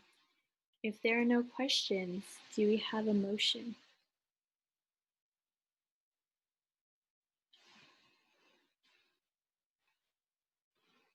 I motion to adopt a resolution acknowledging the racist history of Joseph LeConte and calling for the renaming of LeConte Avenue. I second. Aiden motions, Zuleika seconds. EVP? Yes. Gen Rep 1? Yes. Gen Rep 2? Yes. Gen Rep 3? Yes. AAC? AAC? Breeze? Yeah, sorry. I went to go get a snack, but yeah, I'm sorry. You're good. CEC? Yes. CAC, Yes. FAC, Yes. FSC, Yes. SWC, Yes. TSR, Yes. ISR. I think he had to leave. Okay, so with the 11 to 0 vote, we approved the resolution. Is that good, Dr. Geller?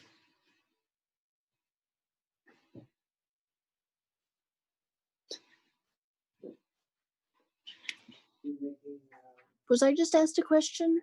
Oh yeah, I was just saying, was that the correct phrasing? I'm sorry. I was being asked something. Oh, it's okay. Yeah. So the I phrase, think what was the phrasing? I just said with an 11 to 0 vote, the resolution is approved. Yeah, that is correct. You nailed it. Thank you. Sorry. It's okay. All right. Awesome. And I think there's nothing left on the agenda. So we're done. Oh my God, I'm so proud of us. Okay, so I'm going to adjourn this meeting at 8:35 p.m. And we can The recording has stopped. good in welfare. So I don't know if